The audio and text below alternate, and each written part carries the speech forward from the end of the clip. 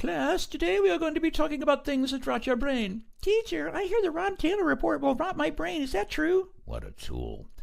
Well, that's correct, Susie. If you listen to the Rob Taylor report, it will rot your brain. Therefore, you must dive under your desk, grab the back of your head, and do the duck and cover maneuver. Let's see this example. Mama, I want to watch the Rob Taylor report. Timmy, no! It's too late. You've been warned. Children should not watch the Rob Taylor report.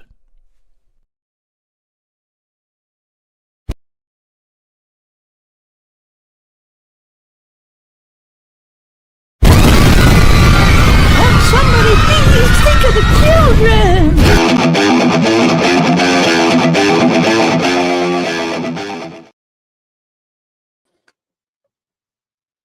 Hey, everybody. We're coming Wayno. to you live from the headquarters, from the Fokker headquarters. We're the Fokkers. We're the Yeah. Fokker headquarters. And Friends of Coos County Republicans, FOCCR Fokkers.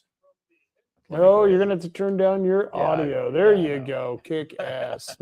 We may have some technical difficulties because we're trying to figure this out, doing it from the headquarters. And I'm not sure how good of a quality our live stream's going to be. But we're going to do the best we can. Stocks Family Farm, you look really good. How you doing, man? I'm doing good. How's everybody doing tonight? Well, we're hanging in there. Yeah, Hanging in there. Not too bad of a day. I mean, I've been here since about 1:30, so yeah. Been at the HQ for a bit long today, but Yeah. that's okay. We've been doing a lot of work here. We've been getting signs ready. We got political signs. We're still doing the petitions and all that good stuff. So it's, I got a whole stack of them. Yeah. Yeah, I was gonna say you can talk about. I- Okay, I- Yeah, there's the signs. Look at that, Medina. we have signs. I have a Medina sign in my window. Yeah? I'm not. My landlord won't let me put one in my yard. So I got one in the window of the house. Nice, nice. Yeah. Well, that's very cool. Wow, anyone can come down here to 3229 Broadway. In fact, if you want to come down here in the next hour, we're going to be here for, well, you think at least an hour, Marty, right? Yeah, we should Yeah, be here an hour I think we talking can- to shit. I think we can do an hour's worth. I think we could do an hour's worth. So we'll be here for an hour. If you want to sign a petition, you want to pick up a sign, come on down here. It's Suite F for Fokkers. And we're right under the Century 21 sign, right across from McDonald's. Go pick up some McDonald's, get your kid a shake, a cone, and come on over here and sign a petition and grab a political sign to put in your yard. That's what people should be doing. Yeah, because we have plenty of signs, and we even have the little metal stakey thingies. So if you want to put the sign in your yard, you can do that. And we have T-shirts. We have raffle tickets for the, what is it, a gun auction? Yep. So that money goes towards the Friends of Coos County Republicans. And then we also have some merch. We've got some T-shirts. Oops. I'll go grab a T-shirt so I can show it to you here. Yeah, and you should be able to read it. I just did the mirror image thing. Let me see if I can grab a sign right here. Oh, grab me grab some a sign. signs. Grab me some Yeah, see signs. that. I think you can read it now. Oh, good point. So there we go. Yeah, it's not backwards now. Not backwards now. And so here's a fine T-shirt. As you can see, it's a Friends of Coos County Republicans. Yes, you are a Fokker. So I am a Fokker. You're a Fokker. Everyone should be a Fokker too. Fogger. That wasn't an endorsement or anything. We got all their signs down here. Yeah. Anyone who wants to come down can check out our Yeah. signs. Anybody that's running with an R next to their name, we have signs, so you can have signs too. So we're not Even if they're a necessarily nav, they can come and grab some signs. exactly. Yep. So, and yeah, Rob's playing around with the big screen stuff. Yeah, we've never done a show where we're both in the same place at the same time, and we've never done a show while at the HQ. So any technical difficulties are either because we haven't done this before, or we're just blatantly incompetent. So there's always that too. So, Hi, there's- Brittany. Hey, Brittany. Good evening. I'm sorry about the quality Oh, of. hey, Look at that's the the live way. streaming. Oh, hi, Brittany. Yeah, but we have a live stream going on. Yep. And, basically we just threw the show together because I figured, well, if I left here at 6, by the time I got down to the house and got ready to do the show, and he did the same thing, be like, well, let's just do it from here. And we'll just go out and have dinner. And then we had way more dinner than we should have had, because now we're both like, it's nap time. Yeah, we did have Yeah. dinner, and I was all ready to go for a nap, but Yeah. we hung in there. Merlin says, hi, guys. Hope you all had a good day. Yeah, Yep. It was fairly good. And we did get some signatures, so that's always helpful. I know tomorrow they're actually having a No Kings protest. Oh, boy. Are they protesting the death of the dictator I'll of be Iran? there. I'll be So there. tell us about. So I've actually been, before every single protest, I always watch Midas Touch, CNN, MSNBC, CBS, ABC. I not just clips from their shows, like I actually watch details of their shows. And I've been taking notes. It's mind numbing. It hurts. Am I still there? Oh, yeah. No, Okay. you're still on. Oh, I can okay. tell. But yeah, I got a new notebook so I could take notes in it. Plus, I have all my notes from the last few weeks about immigration, IP-28, Iran, because their collective memory only lasts until the next protest. Like they're on to a different topic after the next protest. exactly. So tomorrow I plan on visiting some of the new things like voter ID, Iran, some of their arguments, and like some of the questions I have for them right now is: would you rather the Ayatollah that was killed or Trump be in charge of the United States right now? And you have to assume most of them are going to say the Ayatollah.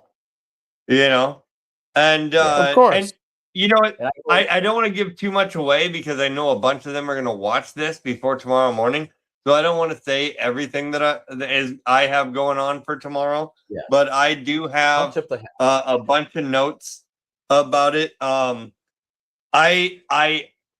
do have a lot of opinions though, also regarding Iran hitting some of the holy sites in South Jerusalem, or southern Israel and Jerusalem right now.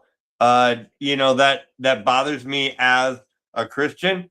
And so there are some things I still have to research tomorrow before I go out there. But I kind of want to get some biblical references to be able to speak on with that as well.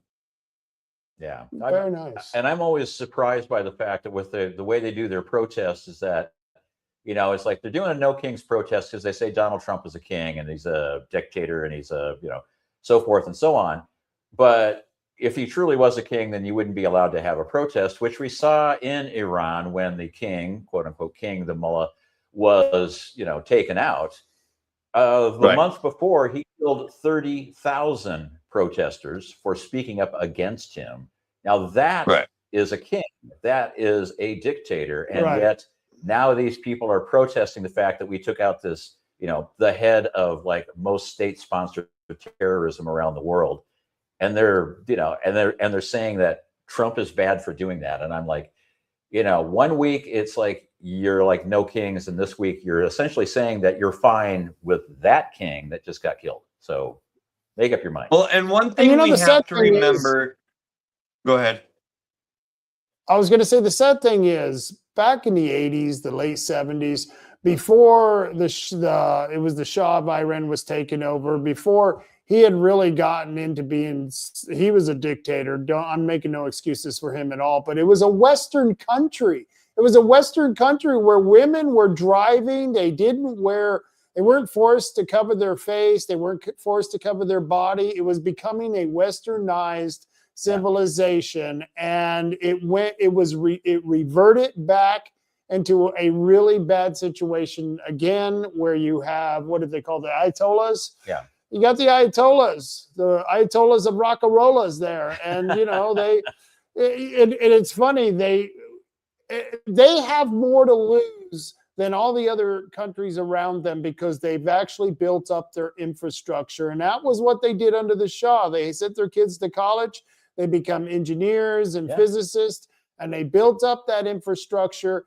And so they have much more to lose. And that's why I think Trump was, agree or disagree with this action. I think he's much more precise at taking out those things than any other president ever has been. Yeah. Well, that is very similar to what happened in Argentina, or was it, or Venezuela. Venezuela. I'm sorry, I said the wrong country. Venezuela.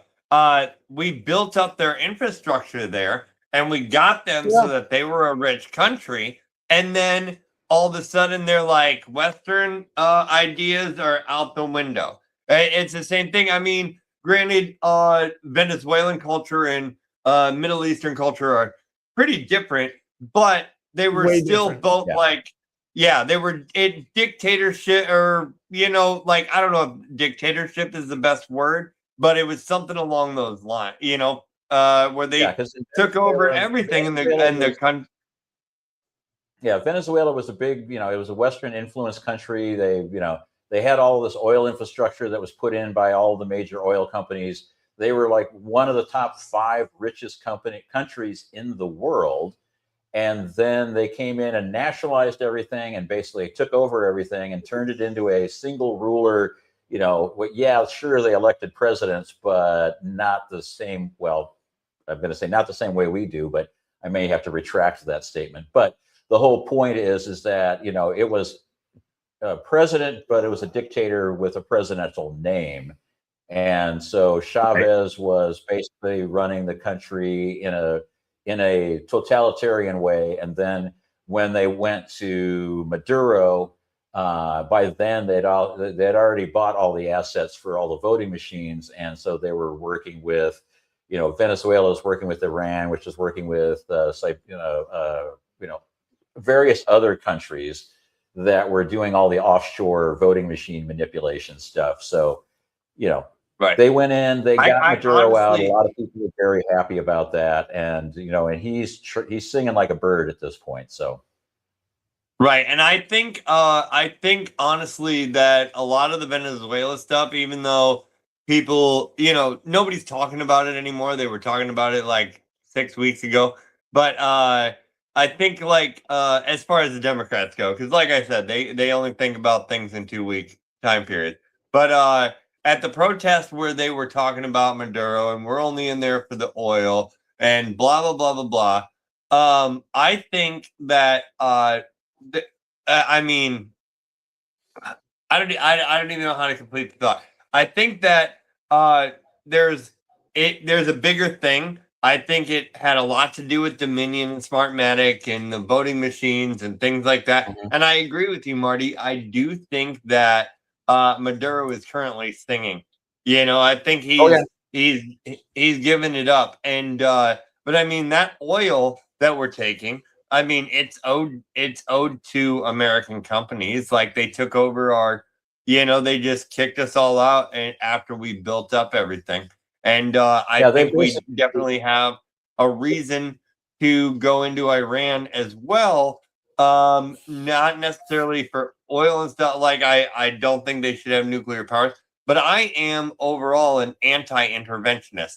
I don't think we should be sending any money overseas. I didn't like anything we were doing in Ukraine. I wanted no part of that. But I also want other countries to not be oppressed by their leader, so there's a fine line that I'm really kind of having a hard time with right now. And honestly. Yeah. I mean, part of the issue with like Venezuela and, basically they've been picking off these things one thing at a time. The main reason ICE was going after all the the most dangerous targets was because there was a lot of people that were implanted into the country that were sleeper cells that when we took out Venezuela or when we took out Iran, those things were going to go active, and there's going to be domestic terrorism going on our shores. And so this has been quite a long-term project. And so Venezuela was one part, Mexican drug cartels are part of it. Most of the oil coming out of Venezuela was being sold to China through back channels. Most of the oil coming out of Iran was being sold to China via back channels. And so the whole idea is we're cutting off all the funding for all the deep state goons that are essentially running a color revolution in the United States right now. And so if we cut off their money supply, then it'll cut off all the protesters they have, and it'll cut off all the people that are getting paid to keep this disruption going. And it's a huge, long timeline that's been going on for quite a while. And it's just, you're seeing little bits and pieces, and there's always a lot of distractions going on purpose to keep you from, I mean, the reason that they change protests every 2 weeks is because every 2 weeks something new is going on.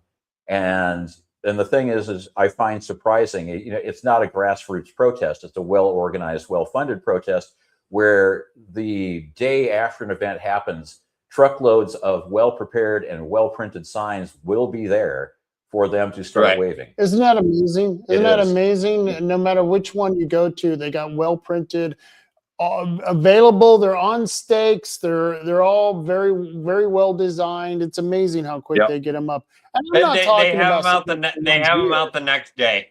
They have them out the next day after an event. And why are we not finding out where these things are being printed at? Why has the internet not said, okay, all these signs were printed at this printer shop? To find out and dig into that. Like the internet digs into everything. Why not dig into that? Yeah, I mean, there's been a lot of digging into where all this money is coming from, and it's hundreds of millions of dollars. And Data Republican and a couple other people have dug into it and put in all these linked lists of, okay, here's how this organization goes through this NGO that funds this organization that brings in this stuff. And to be honest with you, it's tiring walking through all that stuff because there's just so much data. It's like drinking from a fire hose constantly. And, there's only so much I can do in the 13 or 14 seconds a week of spare time I have. So it's like, I'm sure it could be found out, but if we did find out, then what would we do? Should we go to the print shop and Look at this Steve Nye guy telling Rob to get off his TikTok. Hold on, TJ. Yeah. Steve, really? TikTok? No, I mean, I think it was Pornhub. Get real. Yeah, it's like he's not doing TikTok. I mean, he's doing something a little more adult. I can't tell you, but if you noticed, I was looking away from him. Yeah, right. I'm surprised he's looking over my shoulder. Yeah. No, actually, I was sharing it on Twitter because I was trying to bolster the feed on Twitter. There you go. Yeah, maybe I should get on X and watch the show so we can get our numbers up. Get our numbers up. Yeah, there you go. That would be 2. We'd actually have 2 people. We'd double that. Yeah, we've got 3 people, and all 3 of them are on the show. So Ashley Hicks is here. Ashley, nice to see you. Yeah. One thing I want to say is this whole war in Iran situation is hitting a lot closer to home than it probably is for a lot of other people here in our county. Yeah. My wife's brother, Brittany's brother, Christian, is in Kuwait. He is a civilian truck driver, a contractor over there. And he was at Ali Al Salam Air Base when it was struck. And you can find the video of that online, of that air base being struck in Kuwait. And he had to drive the bus to evacuate all the civilians and the military out of there. And we talked to him. We talked to him about every 1 to 2 days, but it's not a lot of contact. But he's currently in a hotel basement in Erbil. And yesterday he sent us a video of a Iranian drone exploding directly over his hotel. So I mean, this whole thing in Iran, it's really touching really close to home for me right now.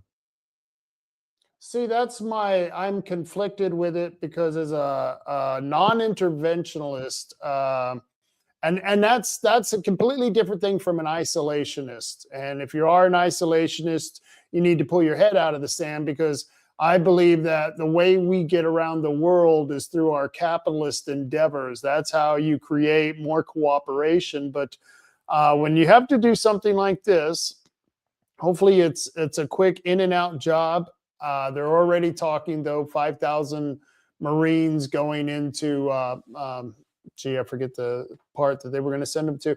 It worries me because I don't want to see these damn kids on the screen with no legs, burnt faces, no arms. That gets me. I mean, how long have we been doing this, Marty? And for years, you have to see these guys get on there and they've got tunnel to towers and all that good stuff. And I hate these foreign conflicts. I really do. Well, and the thing is the foreign conflicts have been a big moneymaker for those that are staging these foreign conflicts. And hopefully this is sort of the end game where we won't be doing any more of these endless wars, because these things have been going on for a very long time. They're very well funded, and they get funded on both ends of the equation. So, a conflict will break out. They will bring in a bad government, or they'll try to take out a bad dictator or something. And then it'll create a conflict, and it'll be, multiple countries involved. And then what will happen is that both sides will be buying armaments from, for billions of dollars. And then when the war is over and we go into the rebuilding thing and we do the humanitarian aid thing, well, here's a couple more $1 billion to go back into rebuilding your country. So it's a big merry-go-round of money laundering where it's like, and here's billions for your armaments, and here's billions for your restructuring of your infrastructure.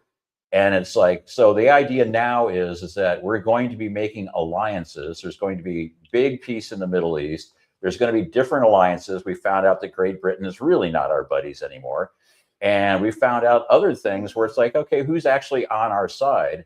And the whole idea is that you can create a peace where everybody basically can be a participant in everyone can have a happy and healthy life and be a participant in this. And you don't have to be the target of, the Ukraine was basically overthrown by a previous administration, a color revolution.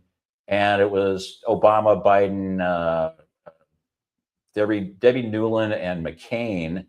And they created that conflict. And then they started pumping billions of dollars into it. Yeah, well, that's not nothing new. Look at Vietnam with LBJ. He's sitting there picking out targets, and Lady Bird's family is making money off of rebuilding the bridges. It's a common factor, and it's what's happening here. And then I want to ask you guys a question. I want to ask you guys a question. So today, Trump made some remarks on NATO. He called them cowards and said that they only join in at the end of the fight after we've already militarily won. The Democrats defend NATO, and they say, well, these countries are great because you get free health care and free education and stuff. But that's because those countries don't have to pay for their military forces because the U.S. Covers all their asses. So what's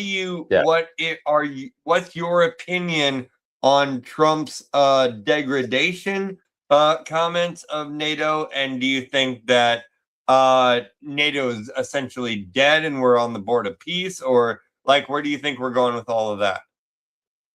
I've been against NATO for a long time. I don't know why we ever, I believe it was after World War II, we created the organization. And like you said, it was just a way for Europeans to acquiesce their own legitimacy and authority for their own security and give it to people like America, who now have to be the world's policemen. And then when we act in situations like what's going on in Iran, of course, we're the bad guy, just much like the immigration officers in the streets. You know what I mean? They get crapped on because they're trying to clean up the mess that was caused by the last administration, because there's finally an adult in the White House. Well, there's that same adult is having to clean up the mess that was left not only by the last administration, but by Europeans and their non-willingness to face the aggression that is destroying their own countries. Their own countries are being washed away.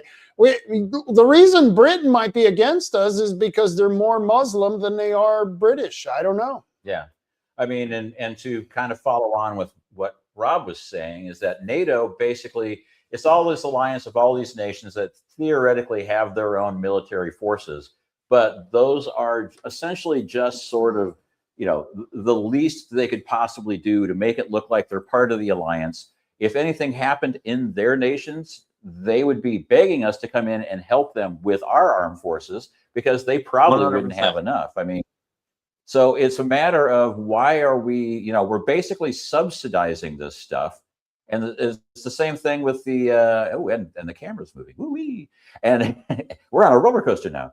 And same thing with, like, what's up with the UN peacekeeping forces? Aren't they supposed to be having a thing here? Because most of the NATO nations weren't paying their bills. Most of the other UN nations weren't paying their bills. And it's like, Right. Why are we not only the police of the world, but why are we always on the, you know, we are like the last person sitting at the table, and everybody throws, you know, they're going, well, you got the check, we're out of here. And we're like, Right. well, thanks for having a nice feast on our dime. It'd be nice if you kicked in some money once in a while. So, Well, then it's worse than that. You go home and they bitch about the meal the whole time. Yeah. And it's like, wait a minute, I paid for it. Shut the fuck up. yeah, you didn't like the meal, maybe next time you pay for it and I can bitch about it. How's Yeah, that? and I can bitch about it. But that's, you know, that's where we're at. And it's just like the trade deals. Look at all the trade deals that we got into. You know, for years and years, they were getting into all these convoluted trade deals that we were arguing against, arguing for fair trade, when we were saying, what about free trade? Why don't we do free trade, where we trade with your country, you trade with ours, and it's free. We don't charge anyone tariffs on each other. But no, we got fair trade, which means they got to charge us and we got to take it in the ass. That doesn't sound like fair to me, but for some reason they're in the prison hole gang thinking that's a good deal. Yeah. I'm not in for that deal. I want free trade where people are allowed to exchange goods, services, and products in the market without having the government charge me or their government charge them, or vice versa. And tariffs, that's how this country was ran the first 125 years of this country was a country. There's nothing wrong with what Trump's doing. And finally, he's bringing these countries back to the table to say, we're going to be policing our own country. We're not going to be charging you tariffs, and then running our government off of that money. And that's what's been happening. And people are bitching about it because it's hard to watch. Well, and every kind of change like this, there's going to be a lot of upheaval, and there's going to be a lot of uncertainty, and there's going to be a lot of people that are, you know, have a dog in the hunt, that are going to be spewing out information that is not necessarily correct. And it's like the whole idea of, you know, back before there was an income tax, you know, a lot of the national, you know, a lot of the government was founded or funded with tariffs. I mean, and so, you know, the whole idea is, you know, the tariffs, if they get tariffs where it's working right, basically anybody who's making less than 100 grand a year will not need to file with the IRS. And at some point, abolish the IRS and abolish the Fed, and let's get back to, you know, something that makes a little more sense. Because I mean, I can't, you know, and here's one of the things I bet would happen. If Trump said we're going to abolish the IRS, then a lot of activist judges would block him from doing that. And, you know, and all the Democrats in Congress would try to block him from doing that. Whereas 99.9% of the population of the United States would go, you're getting rid of the IRS? Woo, yeah, buddy, do it. I mean, because the IRS can just basically attach your house, attach your job, attach any assets you have, and good luck fighting with them. So Ashley Hicks makes a good point. Now it's ran on user fees. I prefer user fees over taxes, income taxes, property taxes, sales taxes. I think if we ran government, a much more of a streamlined entity, it would be great. And we wouldn't need to charge user fees if we didn't have government in charge of our water, in charge of our wastewater, in charge of the electricity, of the gas. If government didn't own these entities, we wouldn't need user fees. Why do we need the DMV? I think that we could do that very well and very easily without the government even having this extra agency to put a license plate and a license in my hand. I don't know. I don't think anyone's driving any better because we go to the DMV. Yeah. I just don't think this is happening or a reality that we should have to deal with. So user fees, I'd prefer user fees over taxes, but I think you could get rid of a lot of them by just cutting the government and getting them out of the market. yeah, I mean, to give you for instance, it's like I'm a pilot. I have a pilot's license from the FAA. To get a pilot's license, it takes hundreds of hours of training and a lot of money. And once you get a license, you really want to keep that license. To get a license from the DMV, you show up, you kind of complete a test, they take your picture and you're done. And in California and other states, commercial driver's licenses are just being handed out like confetti. And it's like, so why are they there if they're not the regulatory body to make sure that the people that get licenses actually are competent to drive and, enforcing people that are driving without licenses or illegally? And it's like, so why are they there exactly? To make sure that every 2 years to register you as a Democrat when you have to go get a new license. Yeah, damn it. Every time I renew. I'm sorry, Eza. I have to tell you something that's really funny. So I had to go get my driver's license renewed on my 40th birthday, which was 3 years ago. And I went up and they asked me what gender I identified as. Male, female, or unidentified. Look at me, okay? Would you ask me that question? No, okay. They asked me anyway. No. So you know what I said? Unidentified. So I currently have a driver's license right now with an X on it. I am officially a transgender. And anybody that doesn't agree with that is a bigot. There you go. All right, good for you, man. Yeah, I know. Way to like fly your transgender flag proudly. You get to check another box. I realized that the transgender flag looked like a John Deere logo, but okay, I learn something new every day. Yeah, but I mean, my point about the pilot's license and the driver's license is it costs. Well, let's just say it cost me roughly $10,000 to get a pilot's license.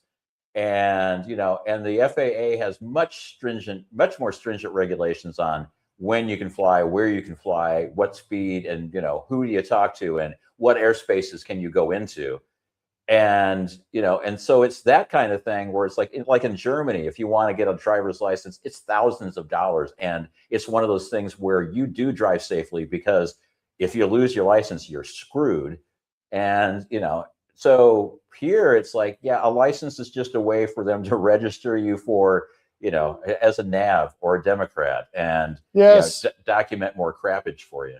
So let's go back to some of these comments. TJ, I want you to address this one from Dove. It says, hi, gentlemen, free up agriculture from stifling environmental regs and rules. What do you think?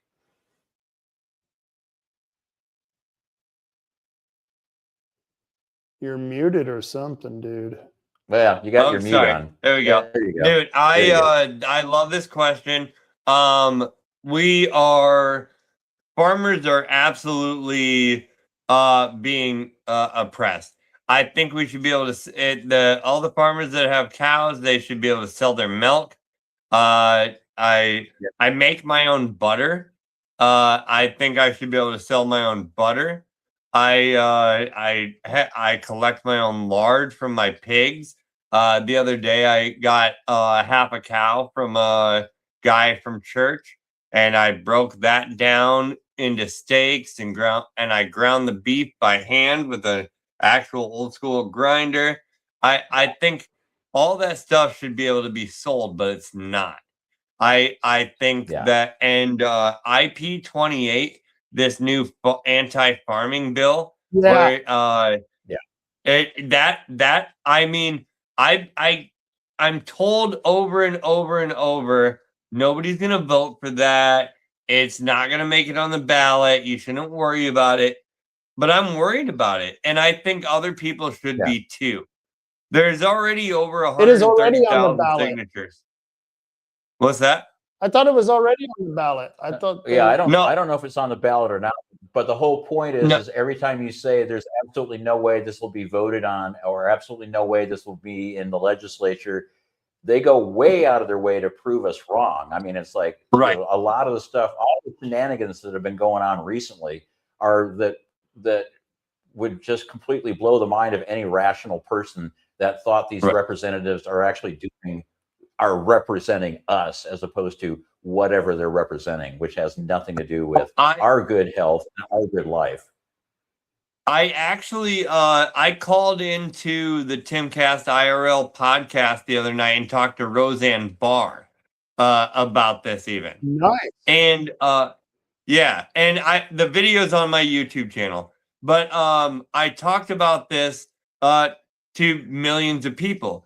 And they all think it's crazy. And I've talked about it. Here's the one opinion that I think matters a little bit the most is my little brother. He still lives back in Iowa. His girlfriend is a Democrat House of Representatives member for the state of Iowa. Not in the federal, but like in the state house or whatever. And she's looking into this bill. And what they said is they think it's cool that in Oregon we have the option to have ballot initiatives or like with petitions or whatever, because they don't allow that in Iowa. And which I don't remember if that's true or not. I've been out of Iowa for a long time. But he also said that he feels like most people are going to vote against this. But my issue with that is it's called the People for Ethical Animal Cruelty Exemption and elimination of animal cruelty exemptions. And so what that's going to do is it's going to eliminate everything. I'm not going to be able to butcher my pigs. I'm not going to be able to collect eggs from my chickens. Nothing, and not fish or hunt. That's going to ruin this community, ruin it. And I'm worried about it. You can't fish. You can't hunt. You can't fish. You can't hunt. You can't grow your own meat. You can't grow your own chickens. You can't get your own eggs. You can't, grow your own pigs. Basically, and it's like, why do you have to slaughter a cow? I can go get the meat from McKay's. And it's like, well, you have a real disconnect if you don't understand that, somebody had to slaughter that cow to put that thing in a package that's in McKay's. This doesn't just magically show up. And nobody's dumb enough to think that, what's it called? Incredible meat, where it's like made out of soybeans and, and I'm like, no, I mean, the whole thing is you need red meat. You need proteins. You need, the lard. You need all this stuff. I mean, what's going to be next? We can't grow corn because, somebody thinks that these stalks of grass may be getting hurt when we harvest them. I don't know. Yeah. I mean, it's just this is so ludicrous. It's just you think, well, what sort of like third grade mentality decided this was a good idea? That IP28, you always have to worry about things like that passing if it does get on the ballot. Yeah. I'll have to check into that because I swore I thought it's one of those things where on the face of it, like every single piece of legislation, the Affordable Health Care Act. Well, it was not. It was not affordable. It was not affordable. It was nothing about health care. It was about, making sure that we narrow down the number of healthcare companies and the number of insurance providers and make sure that big money cash flow Getting- keeps going. Getting illegals health care Yeah. here in Oregon. Oh That's where yeah, it went I to. love that reading that Yeah. today, where it's like, Yep. you know, Ed Deal was saying, oh, you know, we don't give money to illegals, and it's like you look into the actual the facts on it, and it's like, well, sure, 35% of the federal funds get paid back to the hospital, and the extra 65 goes back to Oregon, but Oregon is saying that they not only give health care to illegals for free, but they give abortions for free, and they will pay for transportation and housing for free. Yep.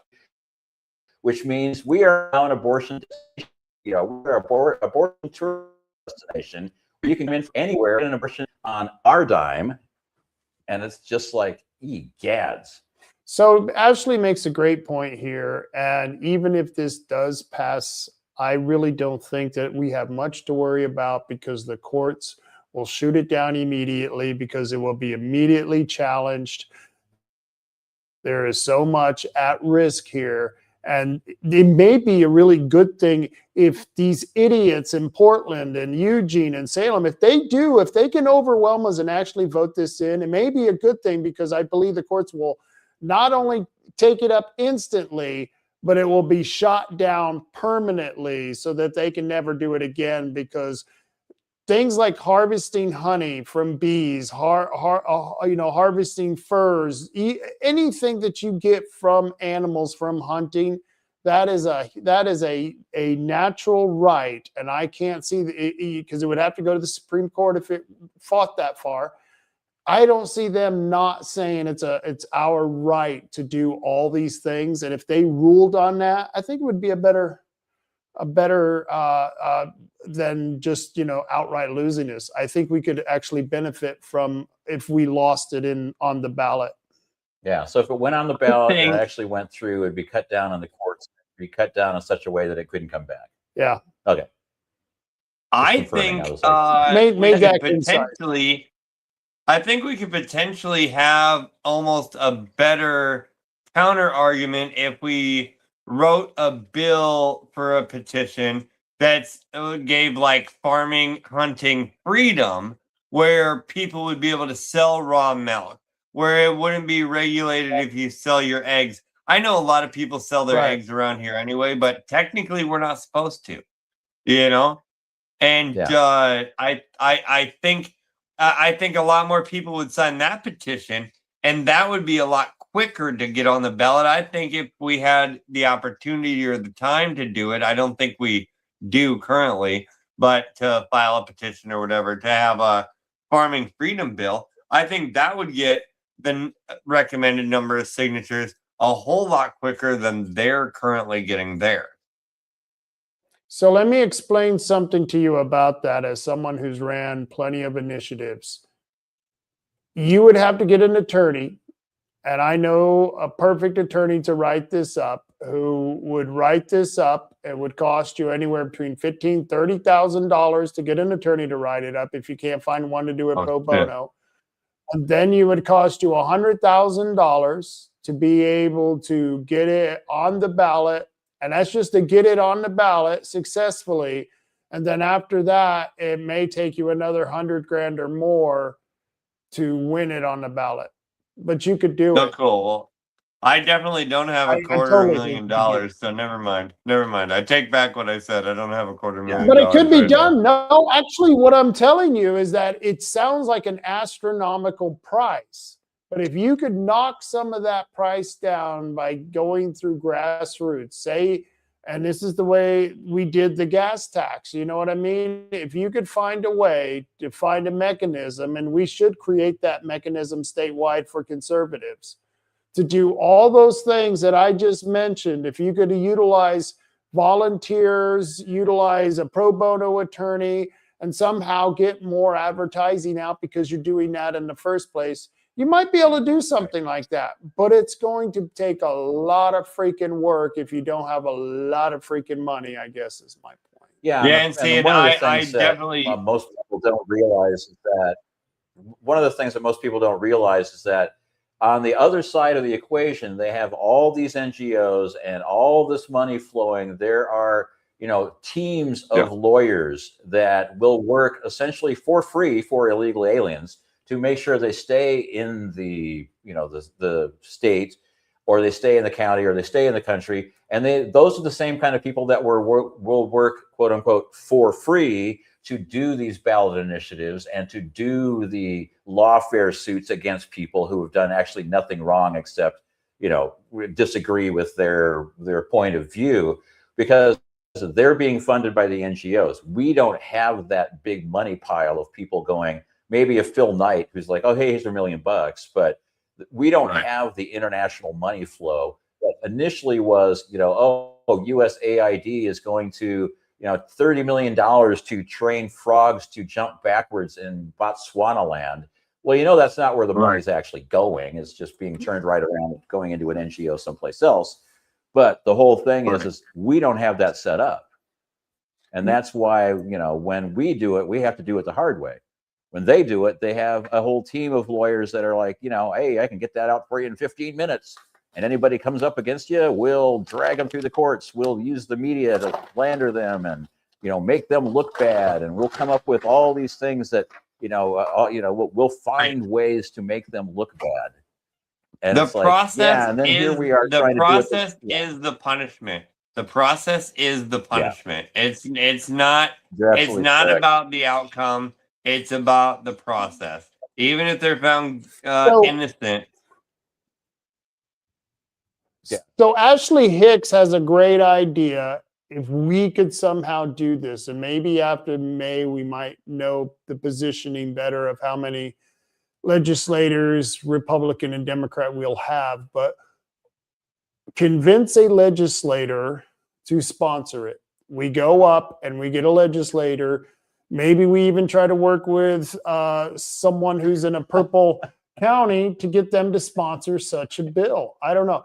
Marty's laughing because it sounds crazy. No. I'm laughing because Phil Taylor said, well, Chicken Strip Smith won't let IP28 pass. Oh, no. Where is he going to get his chicken strip? Where's he going to? Where's the DPS chicken strip, conveyor belt will stop, and what will he do? He will have no life. Where's my chickens? Where are my chicken strips? Damn it, my chicken strips. Where are they? I have 42 eggs. I have 42 eggs in incubators right now. So if anybody needs baby chickens.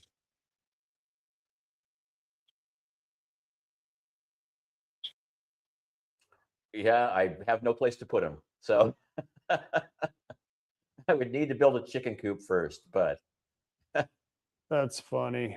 So speaking of Phil Taylor, I was looking for a special picture that I had of our favorite person, but I don't seem to have it, so that's okay. It's all right. It all works out in the end. This is kind of nice having this double screen. Dove says Samantha Frost, a lot of people made a lot of money off of prohibition. They did. They made a lot of money. The Purple Brews of Jackson County. Yeah. So Samantha says, so it's unconstitutional. It shouldn't be able to be on the ballot. Why should we have to fight our own freedoms that are not natural rights? Yeah. But I mean, there's an endless litany of things that are unconstitutional, and yet somehow they still keep getting through. I mean, that's actually just the process. You have, the legislators are the one who legislate the laws. The executive executes the law. And then eventually whoever gets cross with the law, the judges will have to decide whether it was right or wrong. So and you're right, the legislators screw it up because they should know better. Jeff Petit says DBS will just get kitten straps from China. Yeah. Kitten strips. Kitten strips. Yeah, kitten strips. He may get kitten straps. He may get kitten straps because really he's a freak. Not really sure what a kitten strap is, but I'm guessing DBS has a free exchange of kitten straps from China as well. And then there was a comment about the state of Jefferson, and I've I was trying to get in Coos County, I was trying to get an advisory ballot measure to say, should we think about, what does everybody think about us joining the greater state of Oregon? And how dare you? It'd be like, how dare you? Oh, would somebody please think of the children? So No, but I mean, it's like Uh, at one point the state of Jefferson was going to be a thing, and the guy that was organizing it, they were going to have a vote on it, and then that happened on December 6th, 1941. And so, oddly enough, it never really got anywhere because something else happened the next day.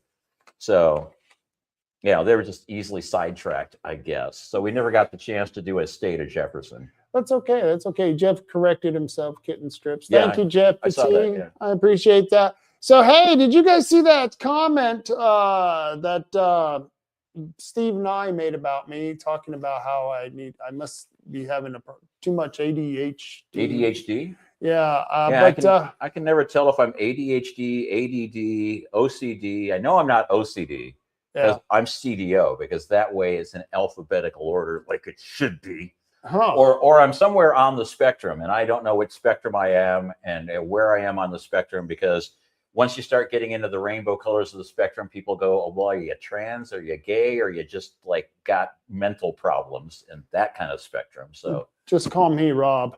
But the important thing was that he mentioned was April 10th, and I got to mention this for everyone who's out there. Let's get back to the April 10th portion of the program. Yeah. So why don't you tell everyone about that?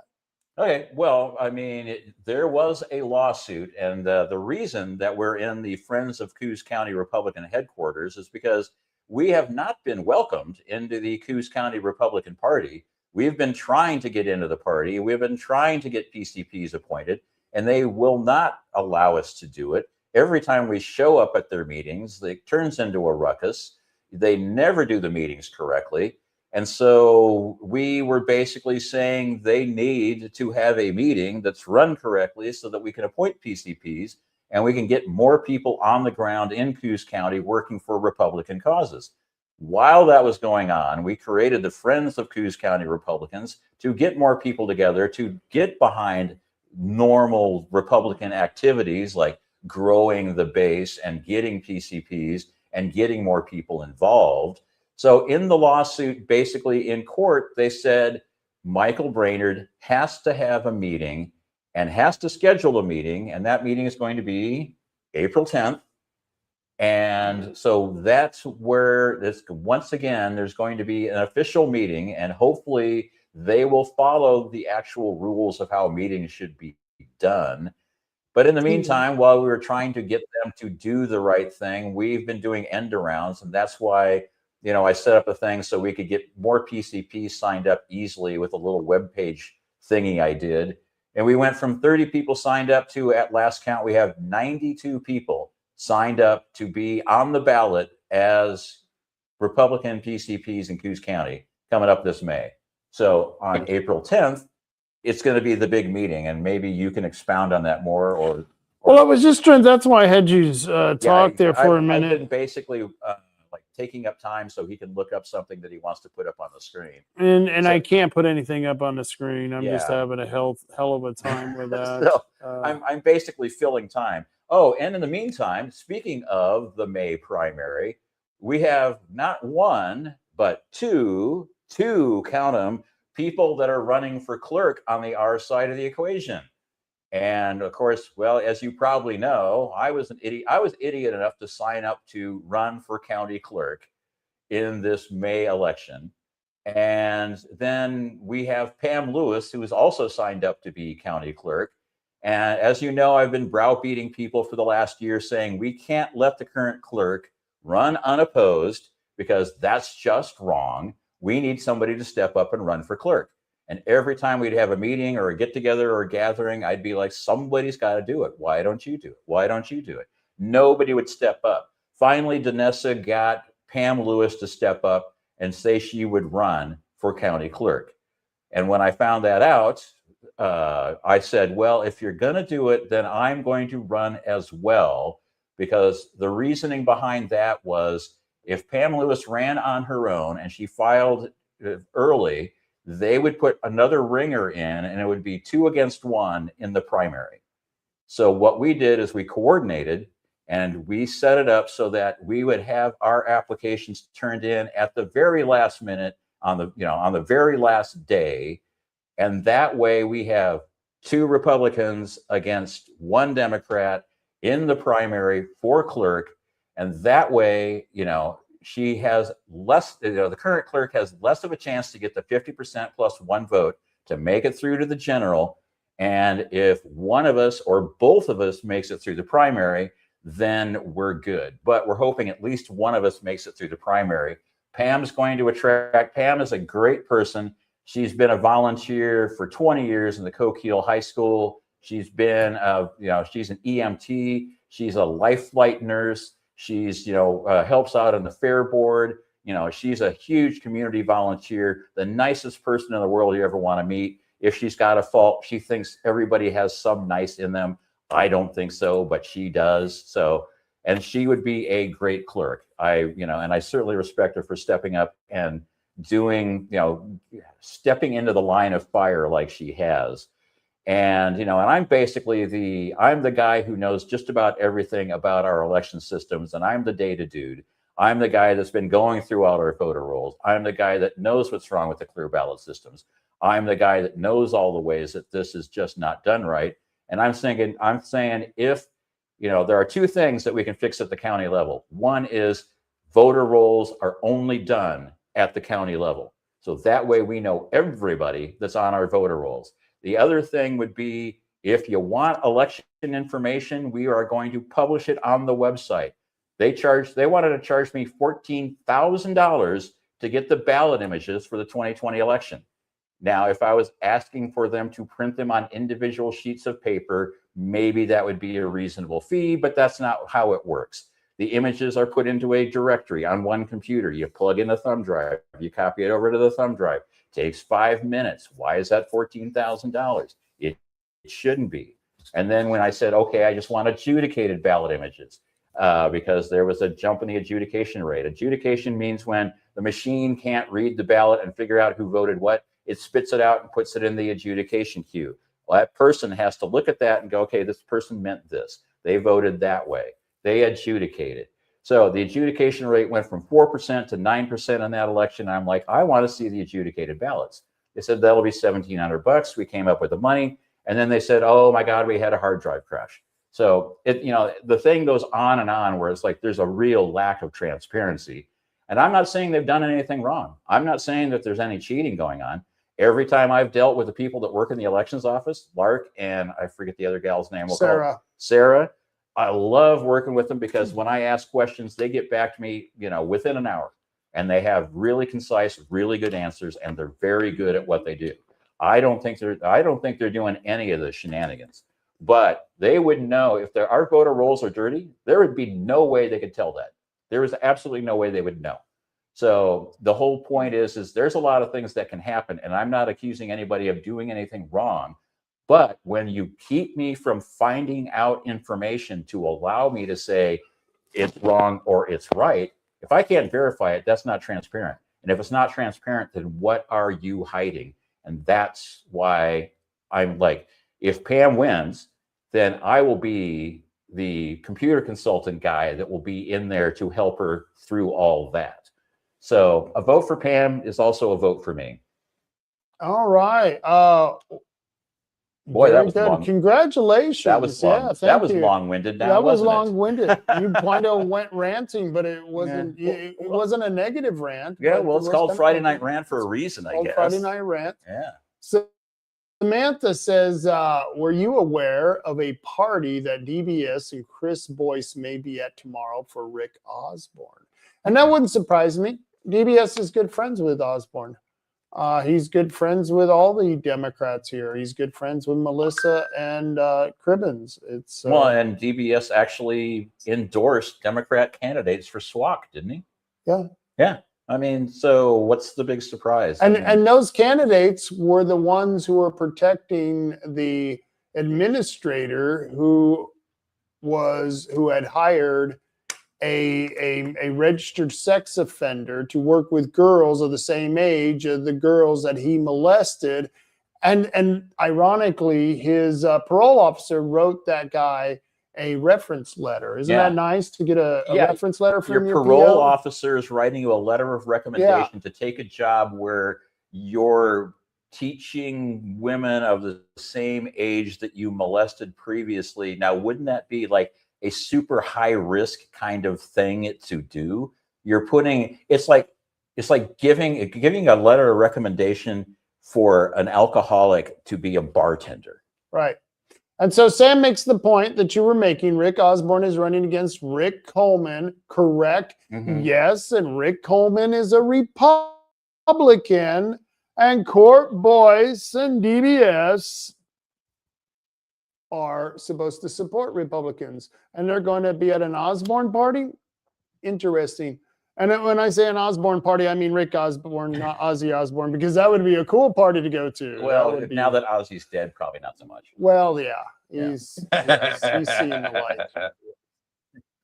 But no, this is all part of what we're leading into with April 10th. I wanted to go a little bit further about that. April 10th, they're having this meeting, the Coos County Republican Central Committee meeting. It's the meeting that the judge ordered Michael Brainerd, the chair of the Coos County Republicans, to have. He's having it at April 10th at 5:30. And you're going to love this. Let me read this to you. It says, "We are excited to invite you to the Coos County Republican Central Committee meeting on April 10th at 5:30 p.m. PDT. This gathering will take place at the Confederated Tribes Community Center located at 338 Wallace Avenue, Coos Bay, Oregon, 97420. This meeting for Central Committee members is a vital opportunity to appoint PCPs, engage with local representatives, discuss important issues, and collaborate on strategies to promote informed voting and civic participation. Wow. Your voice matters, and together we can strengthen our community and uphold the values we cherish. Are you coming?" That's what he asked. He says, "Are you coming?" there. Now, here's the thing. I'll be there. I hope you're there. Let me ask you, are you I registered will be. to be a PCP? Kick ass. I'm not.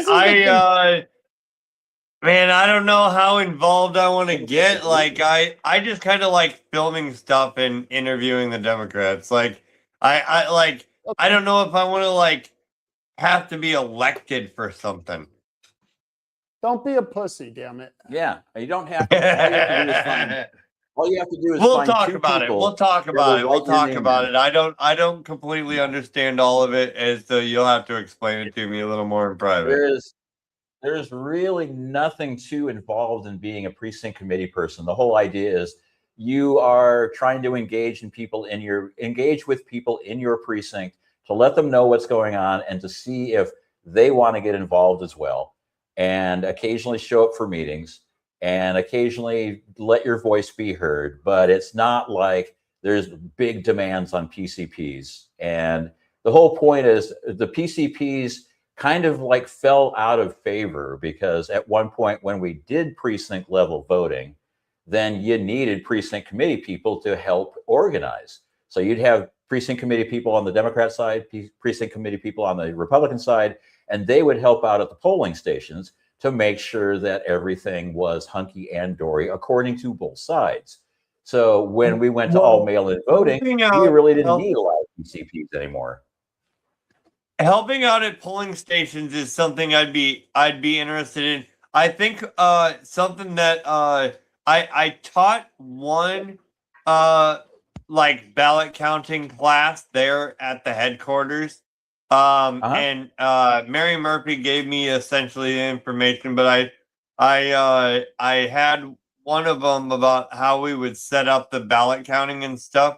And I've watched all the videos from Wisconsin and all the videos from Michigan of like the style that we essentially quote unquote want to adopt here in our area or whatever. Yeah. There's the Missouri method, the Linda Rant's method, which is the one that Missouri. That's it. That's the Linda Rant's Missouri. method is the one that we've been.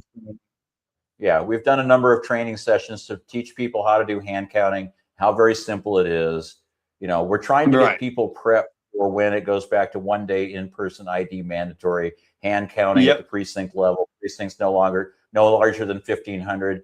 That's my goal as well. But as a county clerk, I would like to help with that. You know, that's where I would like to because I mean, before I came to Oregon, I always voted in person. Yeah. Mhm. Yeah. And That's how we did it in New so Mexico. Yeah. yeah. I mean, I can talk to you guys. I'll talk to you guys privately about like getting Oh, more I know, involved in like precinct. Yeah, Yeah, Not I a don't. problem as long as you're going to be at this meeting at the Confederate Tribes Community Center on April 10th at 5:30. Now, here's the important thing, guys. I wrote it down. Brainerd, I believe, is on the council for the tribe, the Confederate Tribes, and I believe he's probably going to have the police there. You're not allowed to bring your guns because the Indians want to disarm you. You have to get permission from the Indians to have a gun, is the way I understand the law. So I personally think it's a bad idea to be making decisions on in another, it's considered another country. It's considered another sovereign territory. So why are we doing this in the county is my question. And I know why, because he wants to feel protected, because he's on the council and he knows that we're going to have a huge number of people there who want to be appointed as PCPs. And I want you people to be there. And if you're listening to this, April 10th, clear your calendars because April 10th, I want you to show up. I'm going to give the location again, 338 Wallace Avenue, Coos Bay, Oregon, 97420. This is at 5:30 p.m. and this is on April 10th. Let me give you the what they're going to do. It says opening welcome, prayer, pledge of allegiance, announcements, chair report. I can't wait to hear his chair report. What's your chair report, Michael? Well, I haven't done a freaking thing but lost in court. Yeah. Hi, I'm Michael. This is my chair report. See, here's a chair. That's my chair. report. Here's my chair. Here's my chair. This is a chair. I shoved my shit in. It's my chair. Yeah. So I'm sorry. I couldn't pass that one up. I'm sure that's his not new very polite. business. His new business is appoint PCPs, and you're gonna love this. Guest speakers, campaign opportunities, and he's tabled the recall. At least he tabled the recall. Nice. But the other thing is he tabled the secretary and alternate delegate election. So the executive board is going to remain unchanged because Brainerd is, as Phil Taylor says, Brainerd is such a candy ass coward. Yes, candy ass coward is a good term for that. Yeah. Well, he said it, not I or you. And Samantha, here's the thing. The judge told him, replying to Samantha's comment, that he has to respect ORS where they have to give fair and widest representation to everyone. So I would think that means everyone is welcome to our committee meetings. I don't know. That's the way I would interpret it. Marilyn Rice says, will it be live streamed? They don't allow live streaming anymore at our meetings. Or video recording. Or video recording. Yeah. We used to do that at all of our meetings previously. I'll sneak it in. I'll secretly record it. But you're so hard to recognize. I mean, how will you be able to sneak it in? Yeah, there's a reason why these people don't want you to record. And by the way, this didn't start. That rule didn't start once again till Michael Brainerd took charge, and because he's a pussy, he's a mama's boy, still suckling at the teat of his mama there. It's a gross thing, very disgusting. But it's better than him when he's suckling at the teat of David Brock Smith. Yeah, that's even grosser. I'll give you that's that. That's thick.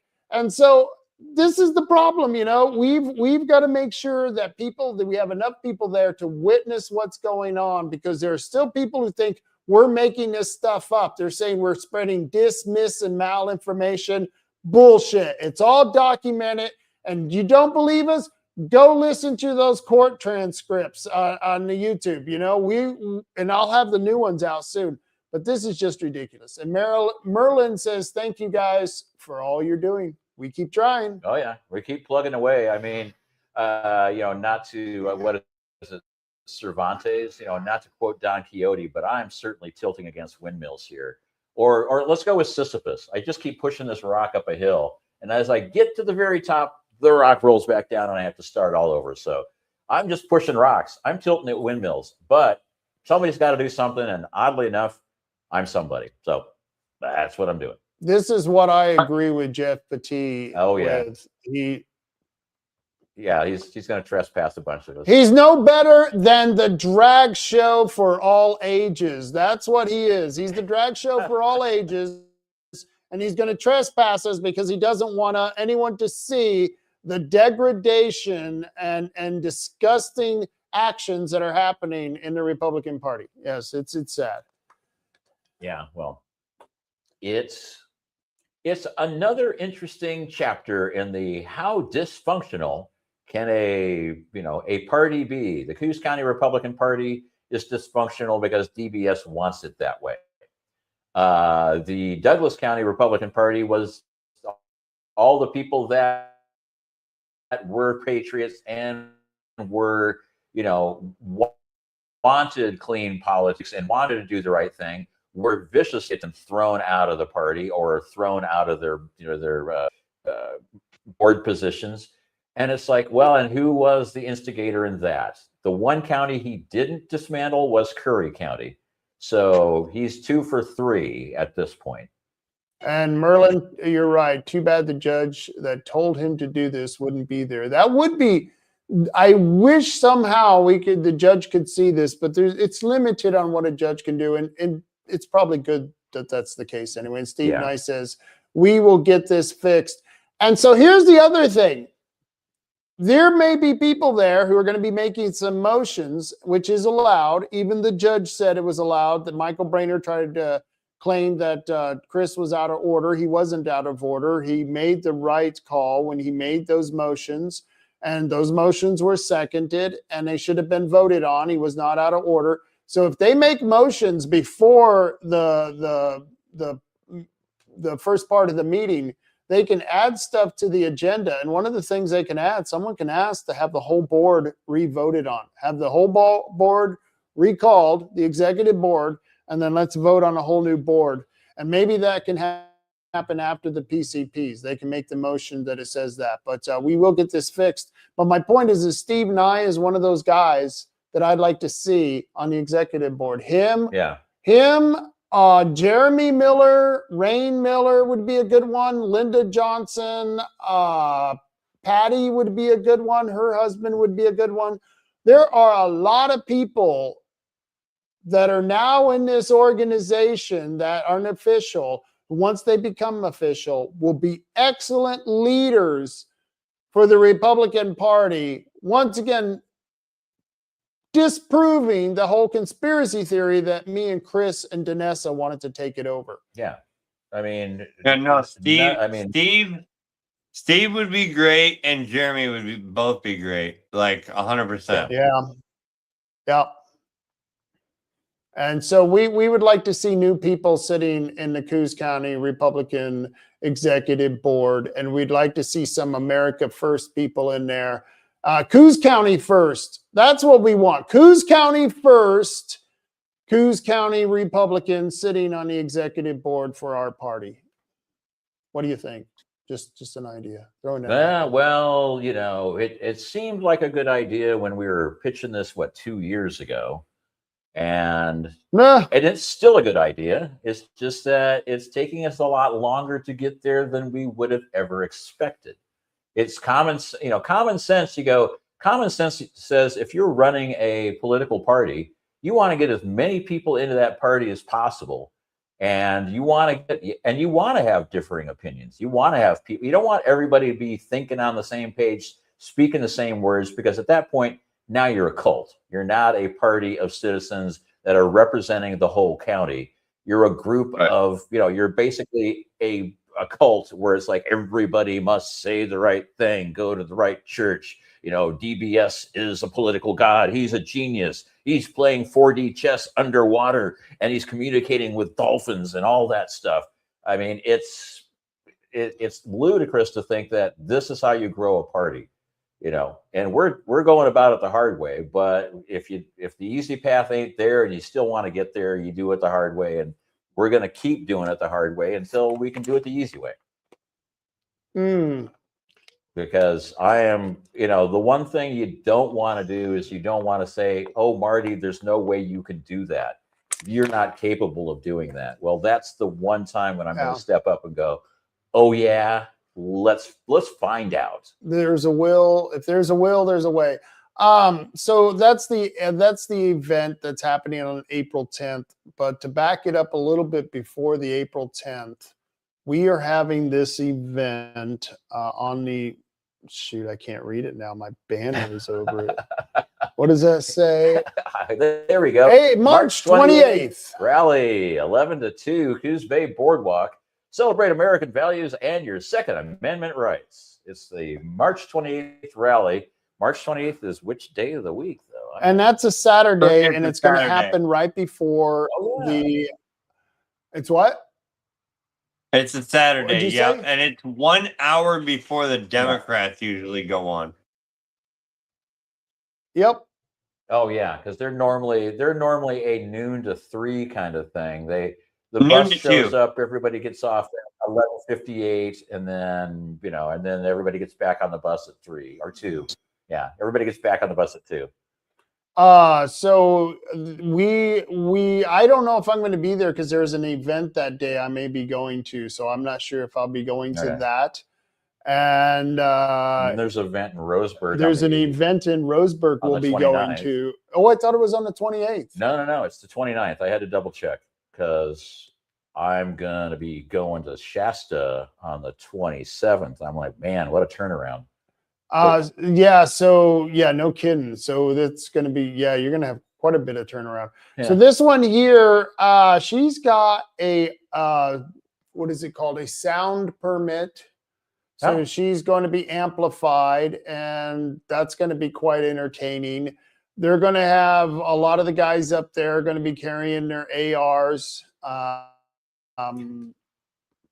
I don't know if I'm going to be armed or not. I don't see why I would need to. If a whole bunch of other people are showing up with their ARs, I may carry a sidearm. But this is happening to celebrate American values and your Second Amendment rights. TJ, you're an expert on this stuff. Tell us, how do you think this is going to go down? Well, so the Democrats are going to be on the other side of the street, and I already have talked to Greg and Emily and said that I am going to cross the street and interview them. One thing I'm concerned about is both sides are going to be yelling at each other. And I think we need to tell them we love them and shit like that instead of fuck you, you're retarded, which is what we want to yell at them. But yeah, I think it's not incorrect. Yeah, but I think that we're better than that. Our side is better than that. We're not, we don't hate them.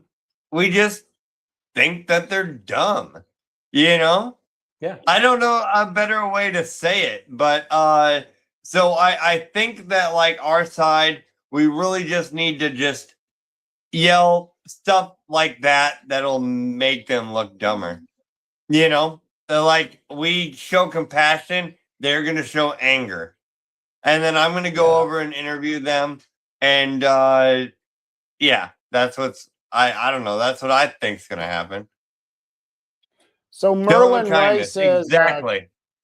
Kill them with kindness. That's what I call my AR, kindness. Really? Yes. Yeah. And then if you could scroll up a little bit in the comments. I can. Yeah, there you go. Yeah. I don't know if that was a good response. Yeah. David Clements in Roseburg. What, kill him with kindness? No, as opposed to, my response. I thought it was a good response. My response. I don't think my response is that one dude that has that one page is going to clip that and put it on Facebook now. Well, you could. Welcome to the club, man. You can be guaranteed that. they'll just take bits and pieces and audio edit it together. Yeah. I mean, just that's just the way it goes. I mean, the things they got me doing, geez. Yeah. So what were you saying the 28th? No. I said I do the one from Roman Rogers, David Clements on the 29th in Roseburg. So that's the one that, in Roseburg, 4 p.m. at the what the heck's the name of the brewing company?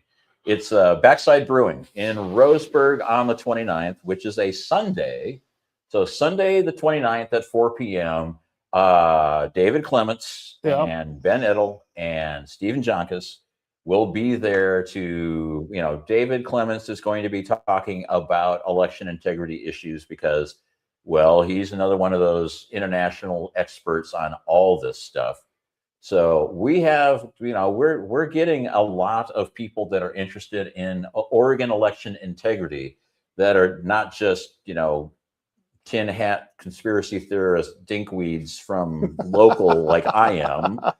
We're getting internationally known people that are, getting involved in this stuff, that have been in the battles in Georgia and in the battles in Arizona, and and they've come out smelling like roses because they've proven their point time and again. So you want to be in Roseburg on the 29th at 4 p.m. at the Backside Brewing Company to see these guys talk. So just wanted to throw that in there because it can't all be local events. I don't, I need to put at least 100,000 miles on my car this year. So let's get going with that. Yeah, what were you going to do with it anyway? Yeah, I know. Let's see. James McHenry says, you mean that one dude who decided to talk smack about Chuck Norris? What? Huh? I don't know where that one came from, but yeah. And then Dave O'Maga said, spread the gospel of freedom and the virtue of neighborly respect. Well, that's kind of what TJ does. He always goes into these things where he wants to have a dialogue. He wants to, he basically, he wants to have a dialogue. He basically is praying for peace and praying that these people, understand what he's trying to say. Right. These are our neighbors. Yeah, they're our neighbors. He has a better handle on this than I do, because I'd be the guy going, well, what a bunch of effing retards, that kind of thing. But I listen. Hey, look, listen. I know that they're my neighbors, but I also call them fucking effing retards. I also say that, even though I know that they're my neighbors and I try and be kind to them, I also know every time I speak to them that I know that they're going to be retarded.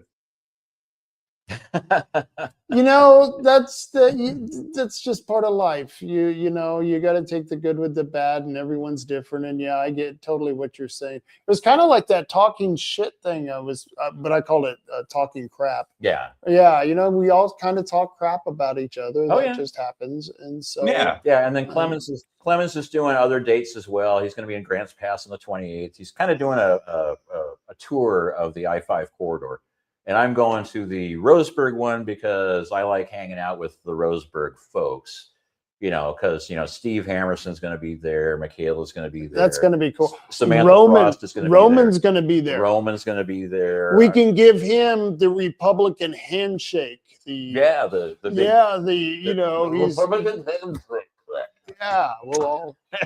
we'll get in on that. I lost my if you guys don't know what that is, don't worry about it. It's an inside joke. It's Roman an will inside joke. know. Roman will know it. Roman knows what it means. Yeah, Roman knows what it means. Roman, we got the banner. We got the banner, and it's hung up on the wall right now. And we're going to have a pop-up tent soon to do all those petitions, and we will have your banner on the pop-up when we're out doing it. And now we got 2 banners for each side. Yeah, cool? I know. I should go grab that banner down and wave it in front of the camera. Wave it. Just too darn lazy. Just too darn lazy. It's a big banner. Thank you for the banner, by the way. I appreciate that. It's a great banner. I like it because it covers all the measures in an easily digestible way with nice graphics. And it's like, it looks good and it gets the point across very quickly. I totally agree with that. I like Samantha. It's like, there's got to be a lot of not so smart people existing. Nice for not to say retard. Otherwise, people would never know how smart some are. And I'm not certain that, me not being R doesn't make me smart. It just makes me less R. Less R. I'm less R. That must be a pirate thing. It sounds like a pirate thing. I don't want to be a pirate anymore. So less R. So guys, I don't know if this is happening tomorrow, but we got to send out a huge congratulations to Chris Castleman, because he's going to hate this and he's going to be probably mad at us that we even said anything. But like the dude's a dad now. He has a baby girl. And, I don't know what he's thinking. He's probably going to want to hang out with his new baby girl. Yeah, I mean, he just had a new baby girl today, and he's going to run a coffee clutch tomorrow. I don't see that happening. Yeah. They were asking, they were looking for names. And so I sent him a name of that old Irish Queen Boudica. Yeah. And for some reason, Boudica wasn't a good enough name for them. I'm kind of that's where I was at. Well, I mean, it can't be Stormy because then it would be Stormy Castleman. Yeah. Yeah, that wouldn't work. No. that would be Stormy Castleman. That's freaking hilarious. Yeah. Stormy Castleman. Well, that's and then funny. I like Jeff's comment where it's like, you can have a conversation with a pigeon. However, no matter you say, it will still just strut around, shitting on everything as far as the left does. So as far as the left does. Yeah. So how long are you in town there, mister? I'm going to be in town until the 30th, and then I have to go back to Los Angeles because my relatives are coming in from Wyoming for a week, and they want to do LA things. And, well, okay, fine. And then I'm going to be turning right around, packing up the car, and coming back to Bandon for the duration. Okay, so that will be exactly when you'll be able to do the 2 to 6 on Thursdays and Fridays, starting when on a regular basis? Well, I can do it next week. I mean, let me look because I thought I had something. No, I can't do Friday next week because we're going to be traveling to Shasta to talk to their county clerk. Well, then. So as soon as Marty gets back, we're going to open up the headquarters 2 to 6 all week long during the week, Monday through Friday, 2 to 6, so you can get your petition signatures here. And you see those 4 petitions? Well, we got 2 to add to that list. Oh, yeah. And they're really good petitions. You will want to get out here and sign them. If you've only signed a couple of them, get out here and sign the other ones. There's 2 of them that are going to be getting turned in soon. The vote before tolls has to be turned in soon, and the end vote by mail has to be turned in soon. I had a lady come in, get really ticked off at me because she didn't like ending vote by mail. Look at all those petitions we have. These are all the petitions you can sign. We got 6, count them 6. So she signed 5 of the 6 petitions, and yet she was still angry, so angry she left mad. And I hope she comes back because she signed 5 out of the 6 petitions. So I would consider her a like-minded person, wouldn't you, TJ? If you signed 5 out of the 6 petitions, I'm good with 5 I would say so. If you're gonna sign 5 of them, and honestly, that's something that I expect them to talk about tomorrow at the protest is the vote by mail. And the what is it called? The Save America Act or the Voter ID Act or whatever. I expect them to talk about that tomorrow. And I wonder what they're gonna say on why people can't get IDs. I know what they're gonna say. They're gonna say it's minorities and disenfranchised communities, and then I'm gonna call them racist. Yeah. I mean, this is the bigotry of the bigotry of soft bigotry of when you're low expectations. Low expectations. Thank you. I completely soft forgot bigotry of low expectations. I completely brain farted on that. And that was Obama expression, wasn't it? Yeah. That was an Obama expression, which was a really good expression. Yeah, and the whole and idea that's what is exactly.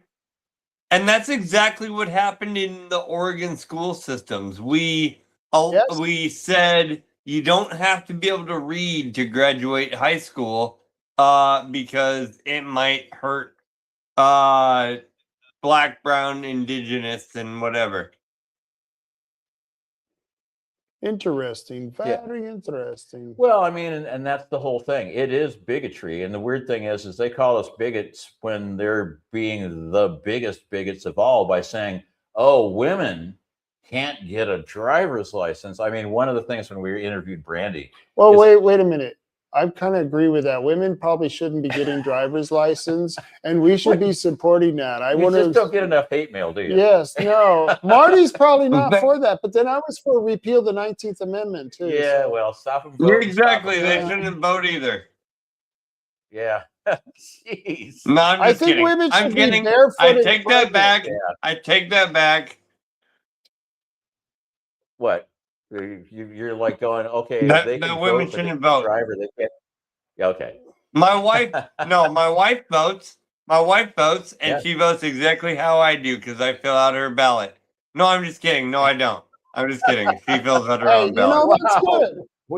We are digging so many trenches here, isn't it? Well, you know, a woman's place is in the home right after she gets off work. That's very true. Yeah. Yeah, okay. So now that we're going to get all this hate mail, where were you at? You were saying something. Oh yeah, I was saying something about when Brandy was on. Yes. I before she signed off, I wanted to like do one like goofy dig and just like go, hey Brandy, you've been married, yeah. You got a divorce, yeah. You got remarried, yeah. I just want to congratulate you on the fact that not only can you register to vote, but you're running for office. How did that? How can you do that? I've been told by credible Democrats that women will never be able to figure out how to register to vote, and they can't obviously run for office if they can't register to vote. Right. You're amazing. How did you do that? So, it's just that whole thing where it's like, you get a lot of people. And the last poll I saw was like 80% of white people, 75% of black people, and 70% of Hispanics all say, what the hell are you talking about? I know how to get an ID. Yes, we should have ID to vote. Quit. Like they're quit probably using going, us. look, I got your ID. I stole your ID. You're an idiot. Stupid American. Go home now. Yeah, not only do I have an ID, but I got free Social Security, a free place Yeah, to stay, I know. and, Jeez. and a free CDL, a commercial driver's license. And I got flown in for free. I don't know what you guys are complaining about. It took me, I had to get my 10, my I forget which tax form. I had to get my tax form.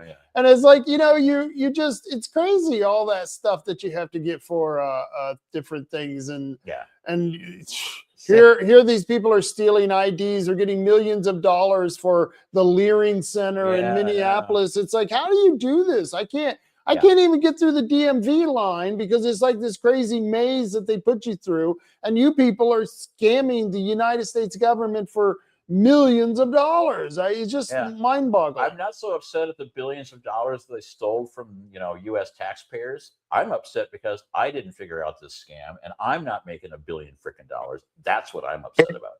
If you guys want to get together next week, we can set up a Somalian Medicare center. And let's get rich. I mean, if they're allowing it, let's do it. Yeah. We got a spot for a sign right out front. Yeah. and we know how to misspell words. And we know how to misspell words correctly. Yeah. And I like Sam's comment where it's like, oh, I thought it was just married women. But then again, they don't even know what a woman is anyway. So. I need to add that to that. Yeah, there you go. Comments back on stage. There we go.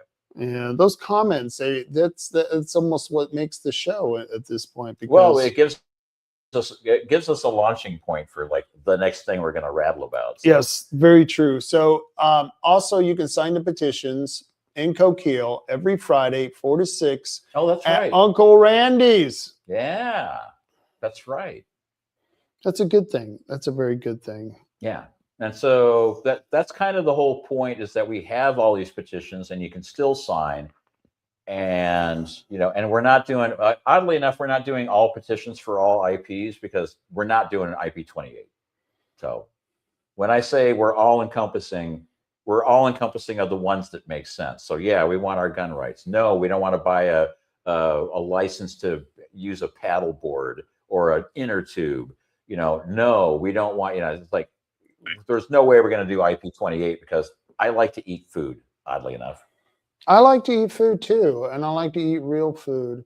Hey, There's an old picture abandoned. yeah, I They was gonna found say, Bigfoot. the Bigfoot were the big feet were. How do you say a multiple of Bigfoot? Big feet. The big feet. The Yes. big feet were bigger back then. They I were mean, much larger back then. Look at Yeah. the size of that thing. I thought I they don't were know who like took that 8 feet picture. tall, not 12 feet tall.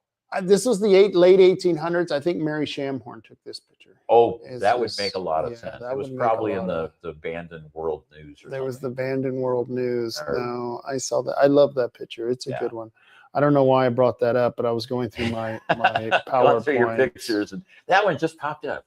and that one just popped up. Yes. Oh, and so to go back to the Republican Party, I will be posting the audio to that.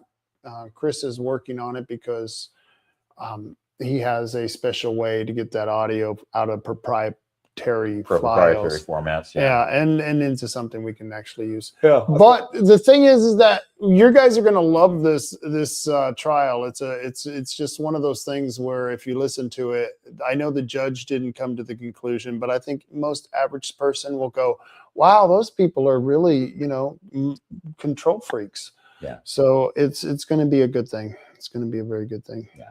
And oddly enough, my alter ego, James McHenry, is posting because I've got my laptop open and I'm posting as him as well. I noticed that. Yeah, but the cars look like they're from the 20s. I'm going, well, this was actually an AI version of, it's the 20s version of AI. So it was a little clunkier back then. So they didn't know how to wash out the cars in the background, but we'll guarantee that Bigfoot is real. And it was standing under the abandoned sign. But the clunky AI from the 1920s is just, it couldn't get the cars right.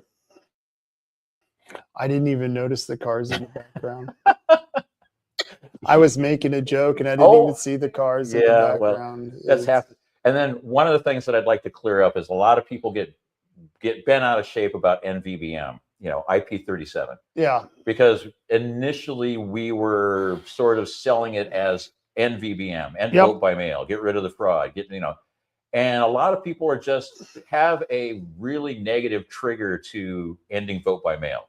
So we also are branding it as IP37, which secures our elections, and it starts with verified voters. So the thing is NVBM does not end vote by mail completely. You can still get ballots if you're, overseas or you're. I tried to explain that to that woman, and she was just not getting it. So I'll just read this little bit here. IP37 is about securing our elections, and it starts with verified voters. Oregon's IP37 is a grassroots, citizen-led effort focused on transparent, locally accountable elections. Our goal is to protect every voter's voice and ensure election results are clear, understandable, and trusted. Championed, funded, and supported by Oregonians, IP37 restores the common sense safeguards that strengthen confidence in our elections without favoring any party or faction. Our opponents say that IP37 eliminates vote by mail. It does not. If it passes, all Oregonians who need to vote by mail still can. They simply need to be verified in a manner similar to, purchasing any age-restricted items like taking a commercial flight or opening a bank account or buying booze at the store.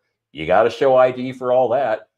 All you got to do is show an ID and say, yes, I am this person and I want to get my mail, I want to get my ballot by mail.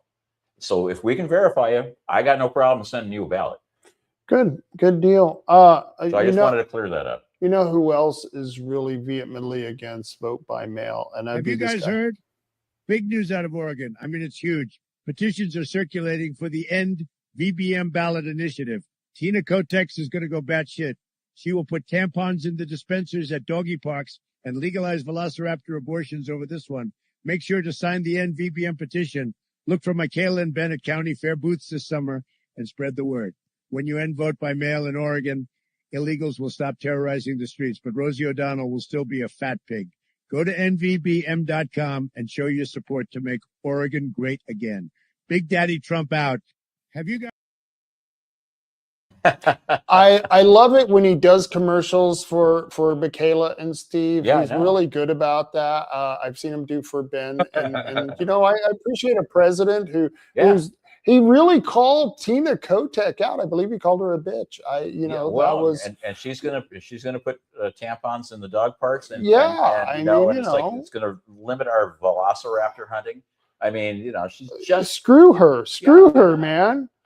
I know. I mean, that's a president. That's a president I can get behind because anyone who says that about Tina Kotek is, well, they know what they're doing. Unlike this guy here. Listen, folks, do not go to nvbm.com and do not sign a petition to end mail-in voting. We have plans, big plans for Oregon, or I like to call it California 2.0. We are going to burn your state to the ground and rebuild it with 15-minute cities everywhere, from Portland to Roseburg.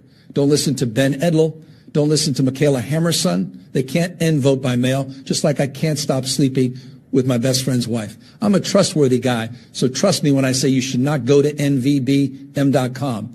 It will ruin all our plans to allow China to take over Oregon. Listen, folks, do not go to NV. China. That's we don't want them taking. Yep. I know.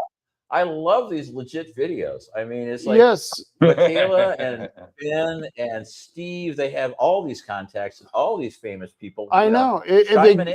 He's attacking them all the way from this guy. He's running for president in a couple of years. I'm sure of it. And he's doing the hand thing. He's got the hand thing going on. And so, he's got to attack Michaela and Steve because they are a threat to him. But, have you ever noticed that if Gavin Newsom had blonde hair, he would be a spitting image of Butthead or Beavis? Beavis and Butthead, one of the two. Butthead. Yeah, you look like a mix now that I look Beavis at the little picture on there, I'm like, he's like a mix of the both of them. Yeah. Oh, there you go. He's the love child of Beavis and Butthead. And Butthead. I get this. This makes it all sound better. I get it.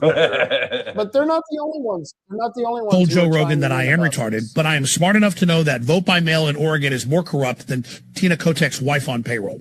Oregon ranks in the bottom 5 across the nation for election integrity. Just bonkers. Totally pathetic. But don't worry. Get yourself some atrazine-free water, adopt a pet frog, and sit down for this. There is a ballot petition circulating right now for end vote by mail in Oregon. Go to nvbm.com and get your petition signed today. Oregon, clean your voter rolls. They are dirtier than Hillary Clinton with a pile of emails in Benghazi. I may have told Joe Rogan. And he's right about that. That's very dirty stuff. And the man would know. The man would know. He's gone through a lot, after that a whole Sandy shooting. Sandy Hook shooting? Sandy Hook shooting there. Interesting stuff. We've got sponsors. And, well, before I get to the sponsors, TJ, is there anything you want to tell everyone before we get to the sponsors? Yeah, because we're wrapping up the show. We're wrapping up the show. So TJ is now it's your time to do your comments, and then we'll hit the sponsors. I would like to say I will be down at the Democrat protest tomorrow, and I think you should all check me out on Stocks Family Farm YouTube. I have a very special plan. I texted Rob about it, but it is going to be different than most of my protest streams. There's going to be a little added caveat, so to speak. Rob knows what I'm talking about, but I don't want to spoil it. But check me out tomorrow. I go live at about 11:30.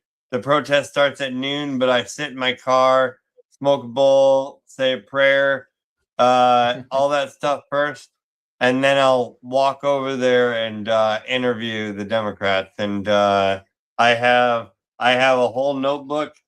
I have a new microphone. I'm ready. So check me out tomorrow. Yeah, I like the whole zen of that. That sounds great. I like the zen of it. It's like I get there early, smoke a bowl, say a prayer, have my notebook at the ready, and let's peaceably engage with our neighbors.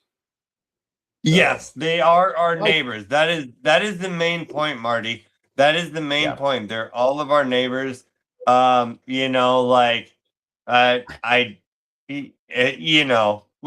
to take them all with a grain of salt, but they're our neighbors, and we're all in this town together. I've had a lot of neighbors in my life. I've had some neighbors I really like and I really get along with and I love to hang out with. And I've had some neighbors where they are just a constant abrasion. It's sort of like, wearing a bathing suit that's chock full of sand, is just Right. annoying. And, but I'm still neighbors. And it's like, if somebody attacked my neighborhood, I would be defending my neighbors. So I'm just like going, but that doesn't necessarily mean I have 100. to like invite them over for dinner or buy them an ice No, cream not at cone. all. But I'm just basically saying, there are ways we can find a peaceful middle ground. Right. And it's just like, and one of the comments was, well, what are they protesting now? And to be honest with you, I have no clue this week. I have no. What is it this week? Yeah, what is it? Just Trump bad. It's always just Trump bad.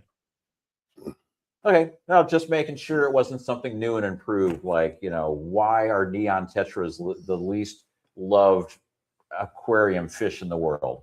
Why do you think so many Republicans are annoyed by it? It just makes me laugh. I go to shopping over at Ray's during Saturday, and they'll be over there protesting. It just cracks me up, and it don't bother me. I'll wave at them and stuff, and I'll pull over, and I even hear people in the store, those freaking nuts and all this stuff, and I laugh at them. Yeah, they're crazy, but why do people get so upset, man? Well, I have a theory on that. Okay, yeah, my theory on that, and I find myself getting upset at times about things that other people do, because I say to I look at what they're doing and I think it's wrong, and I'm getting upset because they're getting away with it. They're, and I would not do that because I was taught differently. I was taught not to be that kind of person. So when somebody does something where I'm like, I wouldn't do that because, I was taught better, or I wouldn't do that because it's just rude, and then they're doing it, I'm like, one, jealous because they're getting away with it. And not only that, they're getting away with it, but they have a bunch of friends that are propping them up going, wow, you're so brave to stand on the street and yell inanities like a chimpanzee that fell out of the zoo truck. I'm like, okay. So that's kind of why I get upset about it, because it's like, sometimes I'm just like going, damn it, I was taught better. The ones in Bandon are much politer. They stand on the sidewalk, they wave flags. And so if you're talking about he's right about the ones in Coos Bay sometimes do get out in traffic, don't they? I've seen video where they're kind of like standing out there on the edge. They push the button to stop traffic every chance they get, so that way they can walk back and forth with their signs in front of traffic. Yeah.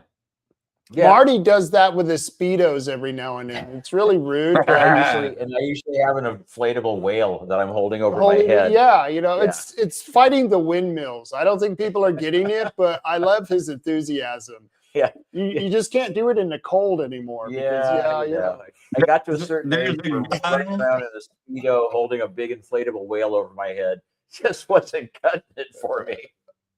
One of the organizers for the Coos County Democrats, this guy named Silas, he only protests in Bandon now. He used to come to up to Coos Bay and protest, but I filmed him assaulting me, and he has not come back since. And I talked to a few of the other protesters, and they said that he doesn't come here anymore. He only stays in Bandon. Okay. Interesting. Very interesting. They're getting scared. They're afraid, man. They're afraid. All right. Well, thank you. I appreciate that. Hang around if you want. We're going to do we're going to talk about my sponsors, and because, I gotta advertise them because they rock. They kick ass. They sponsor my show, and it's really cool, and this is how cool one of my sponsors is.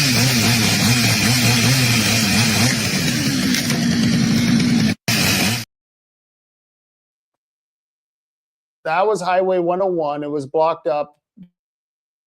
Traffic was blocked up. And Holman, that was Matt Holman out there. He's going to be celebrating his anniversary for the business this Monday. I think he's going to be on the show. I got to text him. He's been rocking and rolling, kicking ass, except right now, life has kind of kicked him in the ass. He has to rotator cuff and his shoulder, and he's Yeah. all jacked up. And I think it was, I think it was his right arm, and he's going to have to learn how to shoot with his left hand now. I think it's a Yeah. problem. Well, It's, if he gets rotator cuff surgery, it takes a while to recover from that. So he'll have to do the quick draw with his left hand. But if you're true, gun slinging super stud, you should He be able is. to draw with either hand. So he swings from the trees like Tarzan. I don't know if people seen his videos. His videos are incredible. I think I actually got some videos. yeah, I thought we had the video that had the heavy metal soundtrack to it. Let me see if I got that. I'll be the last one left when the lights go out. I'm down to one last breath, but I can't stop now.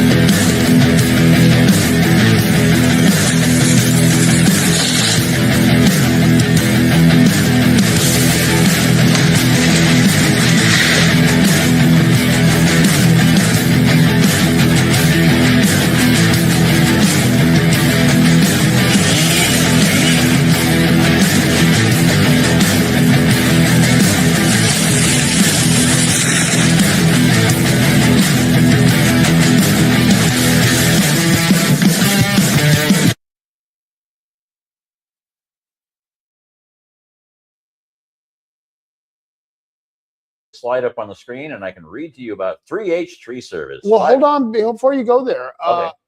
I was listening to that rock and roll stuff, Mhm. and I could see us off screen because we weren't on screen. We were in the virtual green room, and we were headbanging. It was really cool. We were getting our groove on there, rocking to that music. Yeah. And so I was thinking, God, that's why we need to do the video with the video music videos with politics in between. What would you think of that format there, TJ? Videos with politics in between.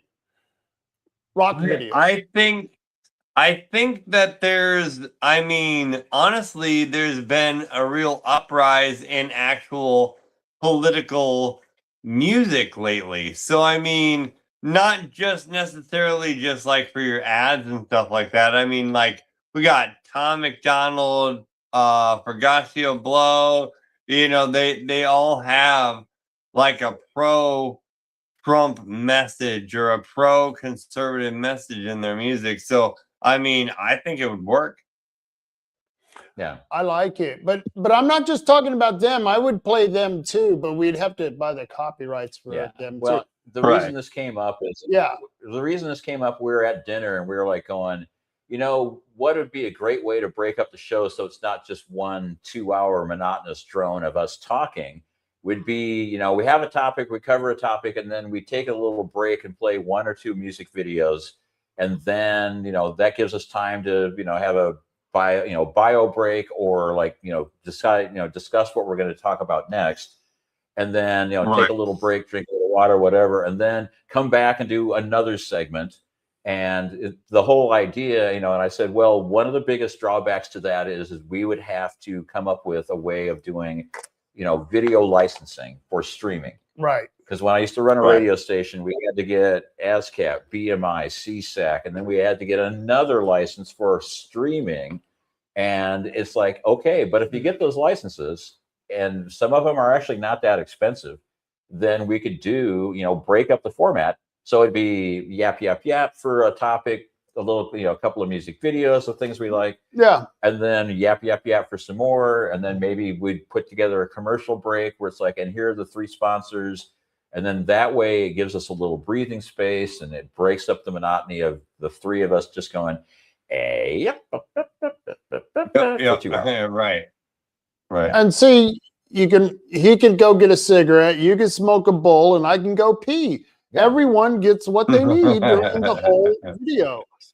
So that's what we're looking at. And that's why I'm glad people like 3H Tree Service is still around and still with me and supporting this, and we're going to be supporting his business and promoting all that.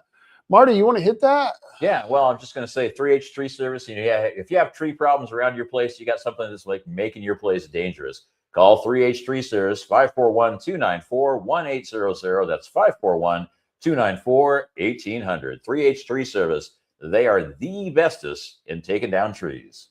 The bestest. The bestest. Gooder English spoke here daily. Tom and Gigs, not only do they fix real cars and give you opportunities to add additions to your automobiles and your trucks, they are at 135 South Shoneman Street in Coos Bay. Actually, it's kind of Empire-ish.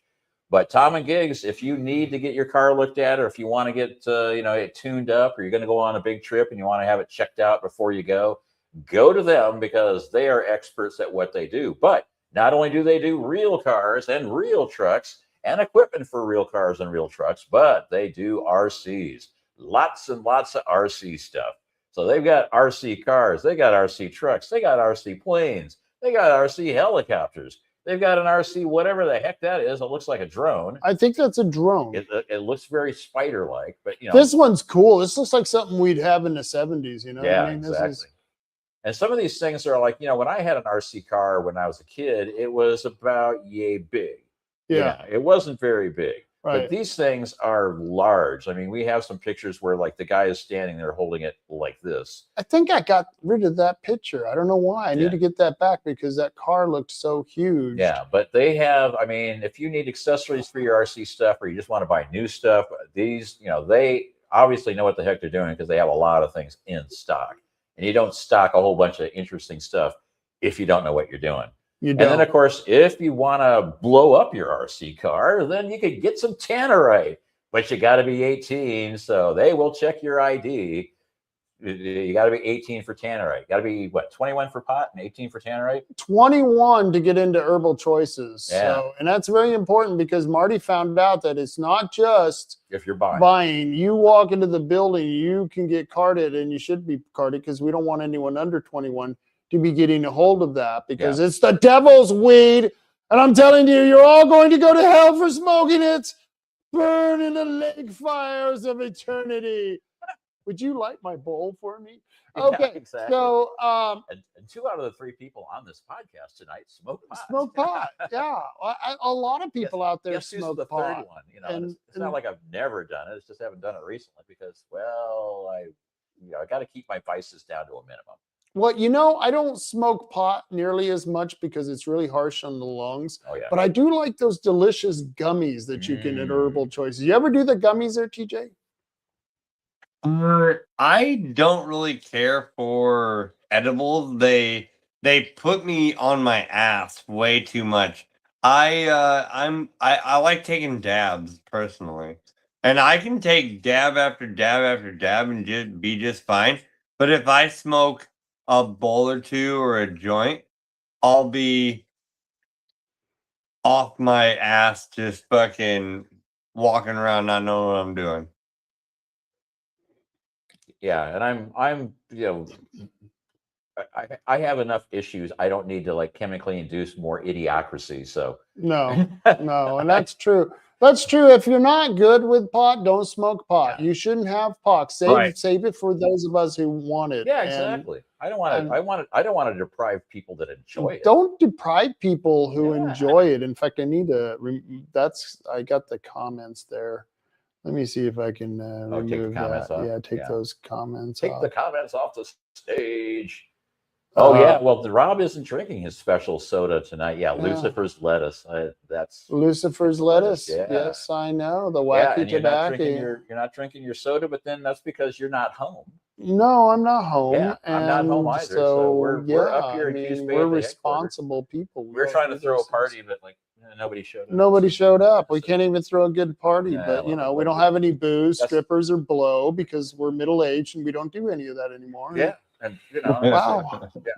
We threw a party and nobody showed up. Nobody showed up. I hope this doesn't happen with the friends of Coos County. I know. This got a party. And maybe this is why the party's going to hell. I don't know. I guess I'm here for the party. There we go.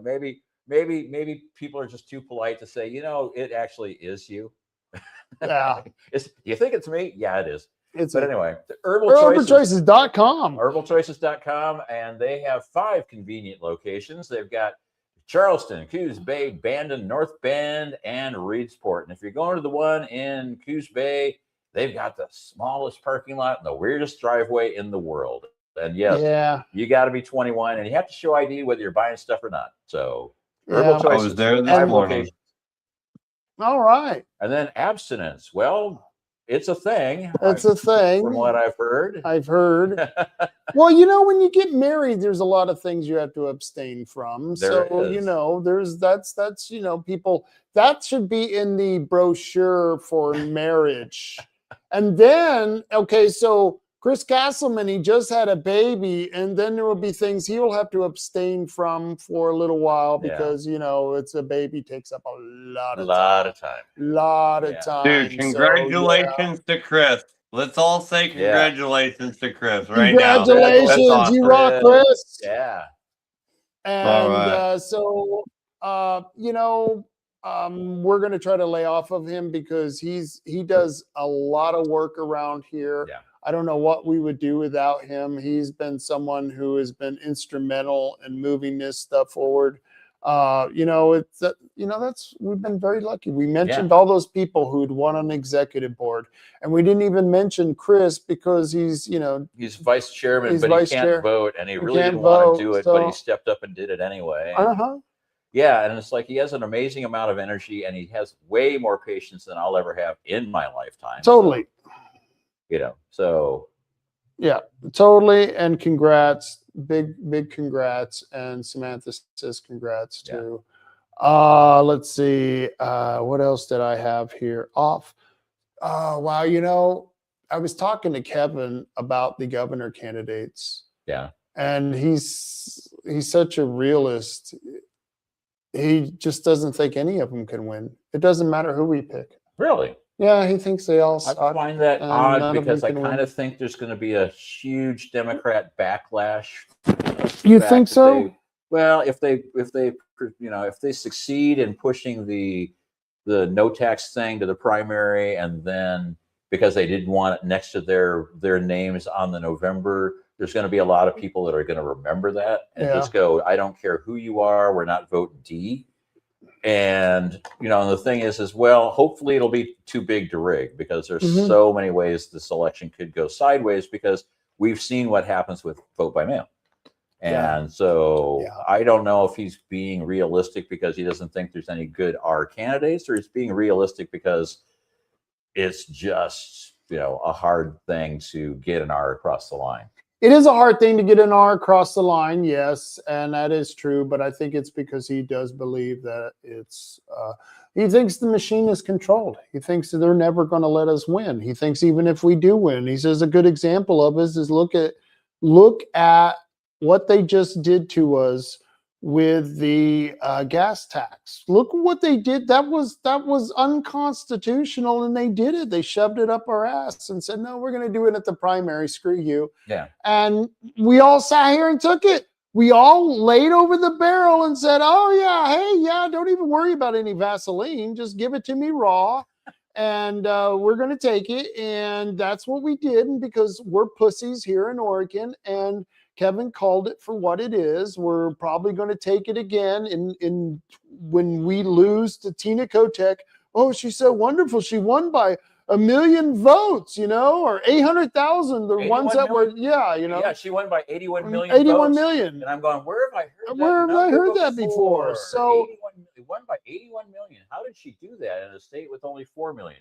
You can't ask those questions. You can't ask those questions. So Kevin you can't ask those questions. You're right. You know, that's why I say he's a realist. He understands that this shit is going on and that at this point it's a lost cause. Yeah. And then, you know, he's torn between the people in the race. I mean, there's no way he likes Dudley and no way he likes Drees. And he hates Drees. Yeah. And let me tell you, when David Brock Smith got into the race against Merkley, that was the funniest thing. We've been going back and forth about that for the longest time.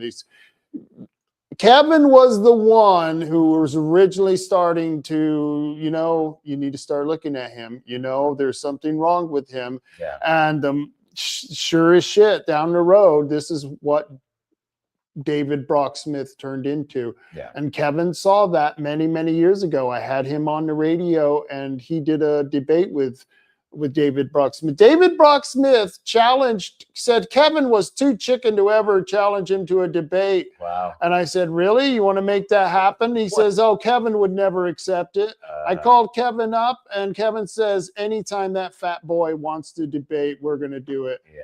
And then it was like, not maybe 10 minutes. It was about an hour before the show. David Brock Smith calls me up and says, hey, I don't want to talk about my voting record during the debate. And I said, there is no debate without your voting record. Yeah. Your voting record is all you have, fat boy. Yeah. I just would have said, hey, David, if you don't want to talk about your voting record, don't worry about it, because Kevin will just talk about it all the time. Yeah. And I will too. So, if you don't want to talk about it, that's fine. You don't have to talk about it, but we will. And if you want to rebut, that's fine. It's not really a debate.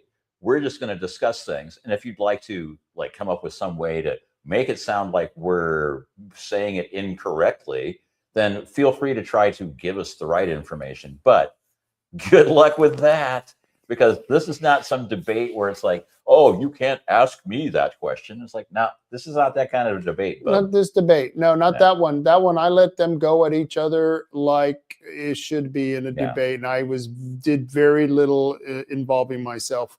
It was a very good debate. People should go back and listen to it. I should get that back out and put that back on since he's now, taking on Merkley. Yeah. And the sad part is TJ, is that we had Dudley, who they were asking him, Mark Anderson from My Spy Radio, and several very significant people were asking that Dudley please get out of the governor's race, let Drazen and Deal battle it out, get out of the governor's race and get into that race against Merkley, and hopefully you would get that 1.5 million from Knight, the former owner of Nike. Yep. And so what was his name again? Phil Knight. Phil Knight, who was the former, and so he definitely should have gone and switched races, because that might have had potential. I think he would have had just as much potential as anyone who won in the governor's primary for the Republicans. Yeah. Just my point. And Danessa Rain says DBS is China boy. Yeah, Tampon Dave. So anyway, I think what happens in any Oregon race is that we get too many Republicans, and then the typical politician Republicans that we get, they're voting with the Democrats. I do not like typical politicians, the ones that are all polished and have all the best answers and everything. I like David Medina, but however, during the debate, he was looking up answers on his phone on what to say. I want someone that's a little I like David Medina, but I want someone that's already kind of knows what the responses are. Know what your opponent's gonna say to you before, and that's why I watch CNN. Yeah, go ahead. There's some of that where David Medina doesn't have a lot of experience in doing this, so I will give him the benefit of the doubt on that, because 100%. It's not like something he's done a lot of. The one thing that 100%. I would coach him on is do not start every piece of information with, well, we know the Democrats are corrupt. You can say that maybe once or twice in a 2-hour interval, but saying it every single time for every single answer, it wears thin after a bit. So who do you like, TJ? I really like David Medina. I do. And the reason is is not so much policy or directive or anything like that. So I voted for Donald Trump because he was a disruptor. I like somebody that's willing to say, you know what, F the system, and I'm doing things different. And that's why I like David Medina. You know, somebody that's willing to stand up to the status quo. And I mean, even as recently as 2020, I was looking into Tulsi Gabbard. She was a Democrat at the time. Now she's a Republican. But I mean, it's that recent that I want somebody that's not the regular. I don't want somebody that's polished, that says all the right things at all the right times. Yeah. So, and once again, just because I'm holding their signs doesn't mean I endorse any of them. I haven't endorsed anyone yet for any race other than Steve Hamerson for his commissioner's race. The David Medina. Me? What a jerk. I haven't decided yet. Oh, fine then. I mean, you know, Pam is in there. I know Pam. You got to give it time. Yeah. Hey, buddy, you got to take me out to dinner. Wine and dine me a little bit. I just went out to dinner with you. Oh, I think I paid. Screw you, man. You're a regular politician already. Yeah, I know. Screwing me out of dinner. Well, you paid for it, so that means I'm truly a politician. Truly a politician. I hate on your time. But my point is that we've got signs. And look, David Medina, he did it cool. He's got double-sided signs where Bethel made a huge mistake on her sign. Her sign, she did cursive.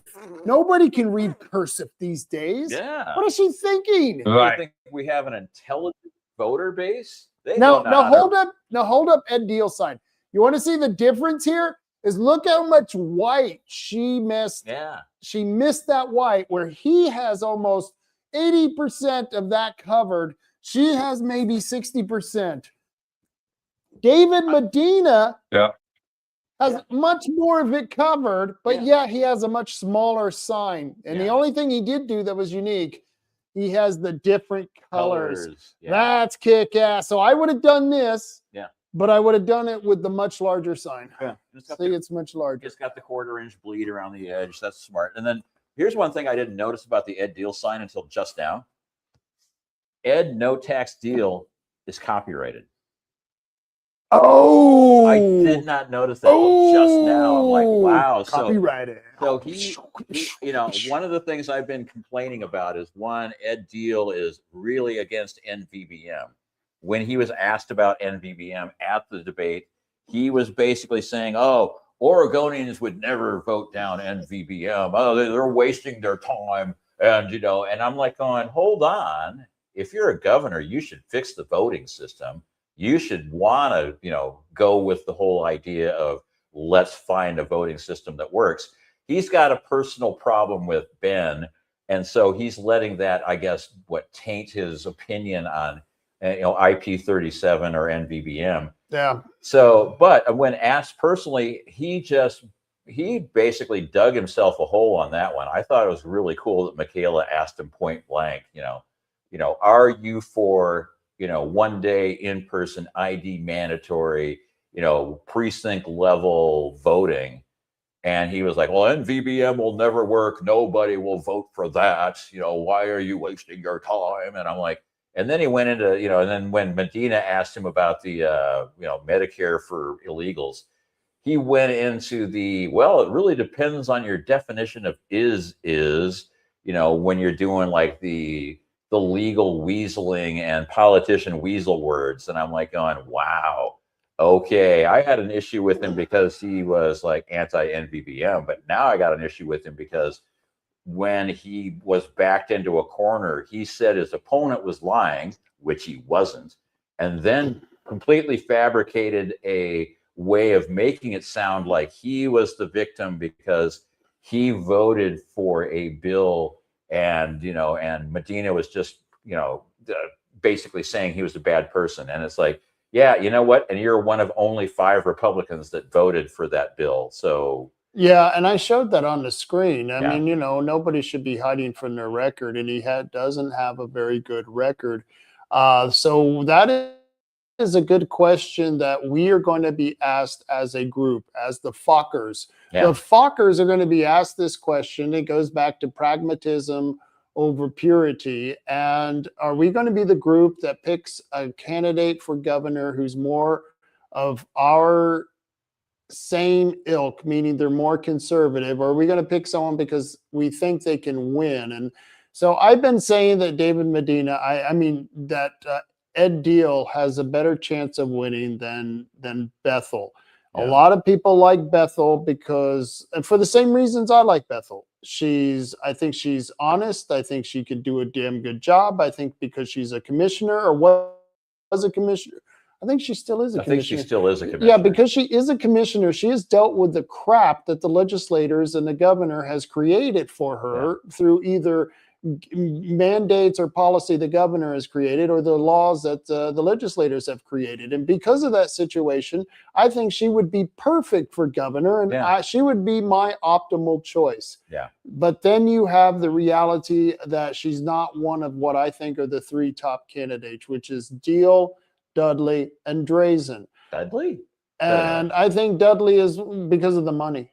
I think because of his notoriety, and I think because of the money, he's going to be able to pull out a lot of things that they can't afford right now. And he's going to be able to do that ahead of time. And that's where Bethel also fails, is she's now not being able to raise the money that she really needed to run for governor because Ed Deal got in the race, and the people who would normally give to Bethel is given to Deal. The people who support Drazen would support Dudley, even though we would all support any of them that got through, even Paul Romero, which well, I'm with Vanessa on that one. It's like, he's running again.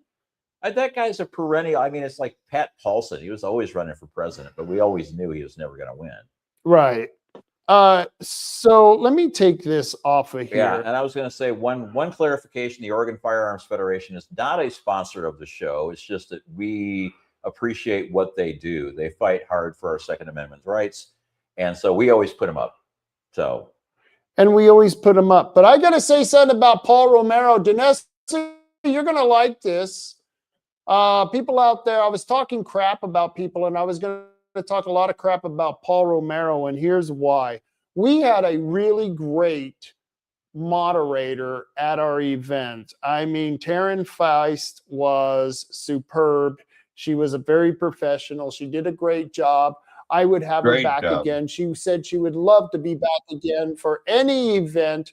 And then this dipshit, Paul Romero, puts this out there. It says Taryn Feist is a fraud. She has no intention of letting Oregon voters know all the candidates. What has been her influence? Who does she favor of the 3 attendees? Who does she fear exposing other candidates? I've requested to be included as a registered and approved candidate for governor by the Secretary of State, yet people like Rob Taylor and Taryn Feist pick and choose who they think Oregon voters should consider. And all of that is bullshit. Here's why.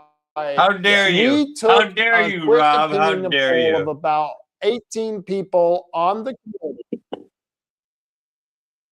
I know. Yeah. I know. So you took an opinion poll of the 18 people that were setting up this event. Yep. And basically decided, well, a lot of people were asked, and a lot of people had scheduling conflicts, which I thought was interesting because the Taryn Feist was at an event with one of the people that had a scheduling conflict like the day before. And it's like, they don't have a scheduling conflict. They just don't want to show up. Right. But anyway, Taryn Feist, one, has no choice of who the candidates are. She is given the list of questions. She doesn't come up with the questions herself. She is just a very experienced and, a very accomplished moderator, which means she reads the questions. She makes sure the candidates don't go off track. She makes sure the candidates aren't talking over each other. Right. And tries to keep them on point. So she is essentially an MC, which is what she was doing. She was moderating. She was a master of ceremonies. She had nothing to do with Yeah. the selection of candidates. And Or we the could only questions. have so many candidates because out of 12 candidates, you can't have all of them on the stage. We thought an optimal number was 5. And then we chose the top 5 based on several qualifiers. The top one being that who's most likely to win, who has raised the most money. Paul Romero has raised, I think, $200. I think it was something. It was sad. It was pathetic. It was like, really, dude. And so anyone who thinks that this guy is worth a damn, that was a while back. I looked. Yeah, I know, but I came up with a and I'm like going, and the only money he got was from, somebody's mom who thought he was Cesar Romero. Right. Yeah. Right. It was Cesar Romero, not Paul Romero. But but those are the people who are running for governor. And wait a minute, do I got the right one up there? Yeah, I don't know I can't read that slide from here, so. I can't read that slide from here. What does that freaking say? Oh, there we go. Yeah, so this is from the race back in 2022. Remember when Paul Romero ran for governor against the Republicans and he was losing because he was no good then. And so he got out of the race and he tried to become the Constitution Party nominated candidate, but they AKA Stinky Rose. And if you don't know why they call her Stinky Rose, sit next to her during dinner time and you'll understand. But he lost to Donna Smith, who, believe me, if you knew Donna Smith, you would go, how can anyone lose to this woman? But he did. And even the Constitution Party didn't want him anywhere near them. This was something that happened many years ago. So for him to be running again and then starting this shit with Taryn Feist just is the exact reason, Paul, we didn't want you on the show because you just weren't worth a damn. And I can't work my screen here. And here's from the Secretary of State, August 30th, 2022. Through the Secretary of State and the Elections Division generally do not get involved with the internal party disputes.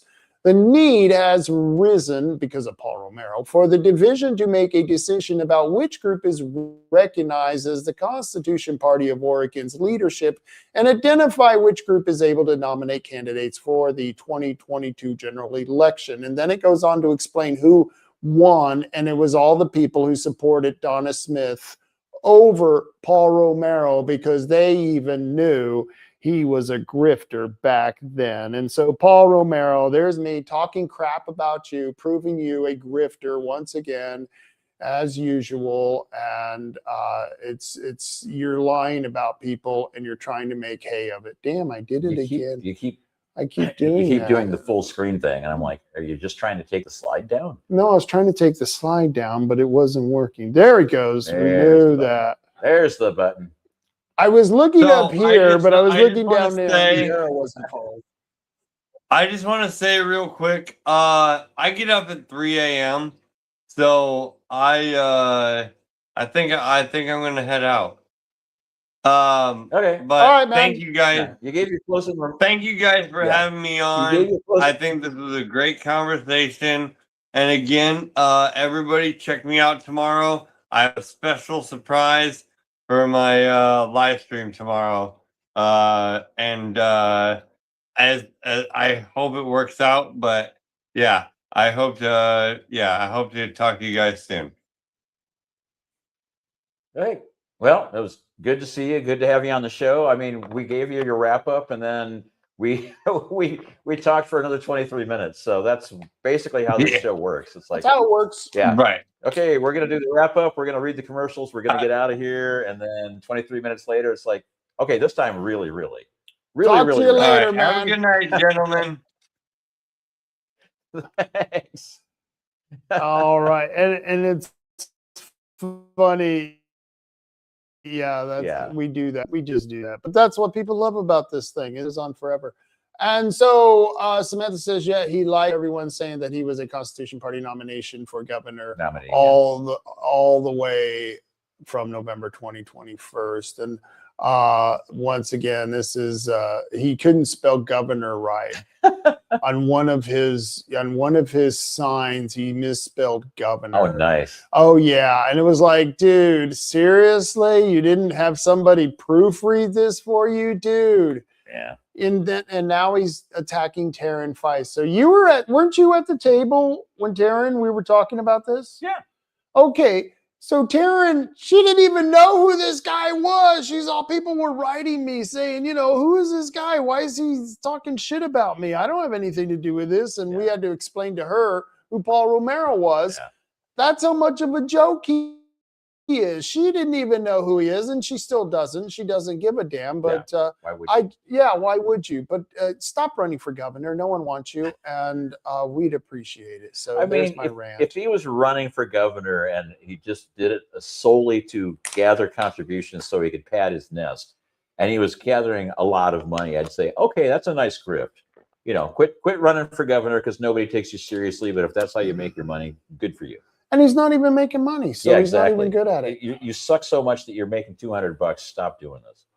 And and by the way, Paul, you lost the bet from 2022 with Chris Brumbles. You owe him $500.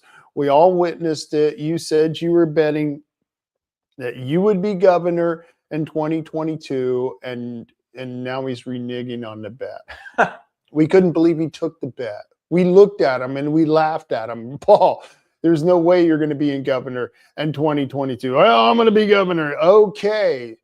Pass the crack pipe a little bit more and we'll talk. Maybe we should have qualified it as in governor of what exactly? Are you?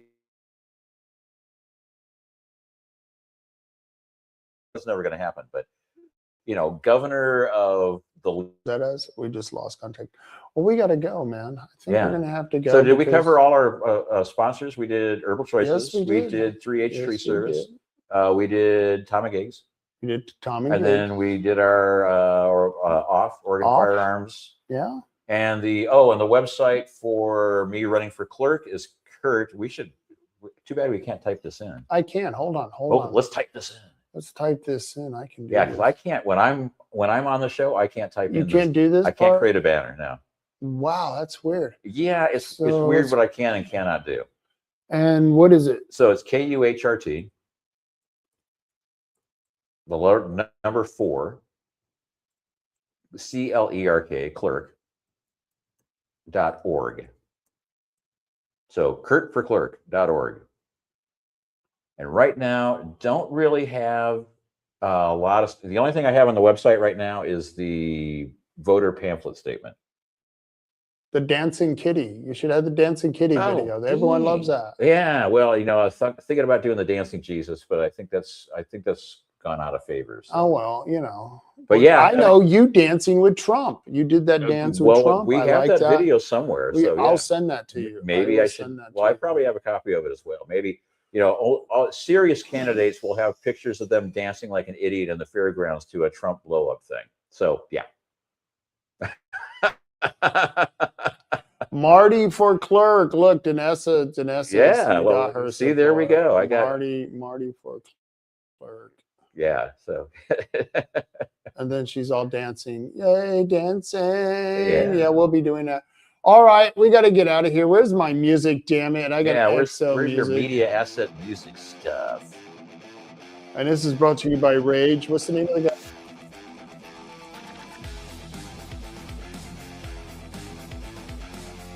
That I wanted it to sound like Rage Against the Machine, but we can't afford Rage Against the Machine because we're not paying the license for it. So that's what we're going to look into about the videos. Yeah. Let's look into that. See how much that would cost. If that's a reasonable amount. It'd be a great way to break up the show. It'd be a great way to break up the show. And I'd really like to, let me ask you this. You're in the music industry. Do they charge less for songs that aren't played as much? It's basically a standard license. You report what songs you play, and then they basically charge you an amount. It doesn't really matter what song it is. It's the same amount. It's more what's your reach? How many times did you play it? Did you go to 10 people online or did you go to 10,000 people online? Because they essentially want to get the creators of the music, some sort of royalty for. So if you play a song in front of 2 people, you're not going to pay as much as if you played a song in front of 10,000. And that's kind of how licensing works, even though most of it doesn't actually go back to the creators because it's all administrative overhead. Of course. And then this much actually goes to the artist. That's what happened to me. I went on tour and, Yeah. the manager stole all the money, and the groupies was fun and all that stuff. But I tell you, in the end, that heroin addiction I had, it sucked. Wait a minute, I think that was a movie, wasn't it? I'm sorry, that wasn't my life. God, it sounded good. Yeah, it might have been my life, but then again, it might have been an alternate reality that An I didn't know I alternate lived in. reality. Yeah. Danessa says, become a PCP now. Yeah. And we got cards here for anyone who wants to hand out cards to anyone who wants to be PCPs. We got them. They're cool. And we're actually here still at the Republican headquarters. And we got the open light on. Anytime we got the open light on, that means we're open. So come on in, get a signature. It's crazy. Get a signature. Leave your signature for one of the petitions. Sign the petitions. We need petitions, and we got cards on how to become a PCP. Thank you, Janessa. Danessa kicks ass. She rocks. We love Danessa. She's a great person, and we're going to be doing more coming up. Remember, April 10th. April 10th. Let me see if I still got that. Do I still got that? Hold on. Oh, you probably do. Oh, wait a minute. I got a couple of messages here, man. Let's see what we got here. But anyway, so if you go to whosintegrity.com/PCP, you can't get on the ballot. Oh, I could probably sit down. Sit down, man. So you can't get on the ballot because it's too late. You had to file to be a PCP back on last Tuesday. But you can fill out an SEL 105D as in Delta form. And what that does is it says you're declaring that you will be a write-in candidate. Then you go and get 2 friends to write you in. And make sure that they know how to spell your name, because last time I did that, I had people write me in, but they didn't spell my name right. So, oops, yeah. Oh, and even you didn't spell my name right. It's K-U-H-R-T. K-U-H-R-T. Oh, I know that. Edit that. Oh, hold on, everyone. Let me change that. I'm sorry. Going to the wrong website. Oh my gosh, that's gonna be. Who knows it? That I hope that isn't like a kiddie porn site or something. Jeez, man, that would really suck. Oh my God, what's going on, Marty? We didn't know the real you. Yeah. Okay, so that's all right. I will fix this. The H and the R there. R and the H. It's not that I didn't know. K-U-H-R-T. Get that other R. K-U-H-R. There you go. Yeah. Okay. All right. Let me enter that. Yeah. And of course, I didn't notice it because I don't even see my name anymore. But I knew how to spell it. My typing sucks. Yeah, it's not the same thing. And it's funny, I didn't even notice it until I said the last time I did a write-in for PCP, people wrote in my name, but they didn't spell it right. And then I look up and I'm going, even you didn't spell it right. So there we go. Kurt for clerk. Kurt for clerk. Actually, people when I opened my bank account at the bank, they're going, I like that. That's I like catchy. that. That is catchy. I like that. It's catchy. It's alliterative too. I like that. But anyway, so if you want to become a PCP, you can become a write-in candidate, and you have up until election day to file that piece of paperwork. And if you go to, whosintegrity.org/PCP, it'll direct you to the Secretary of State site where you can fill it in online, and it'll be automatically sent to the clerk's or the elections office. And if you don't know what your precinct is, we have a form. You can just type in your last name and it'll spit out what your precinct number is. So there you go. I think we've covered it all. Become a PCP. Go to the thing on March 10th. Are you going to give them the location of that one? Yes, so I got the location is at 338 Wallace Avenue, Coos Bay, Oregon, 97420. This is happening April 10th. We need people to show up who want to be PCPs. You want to be a PCP and represent the people of your precinct.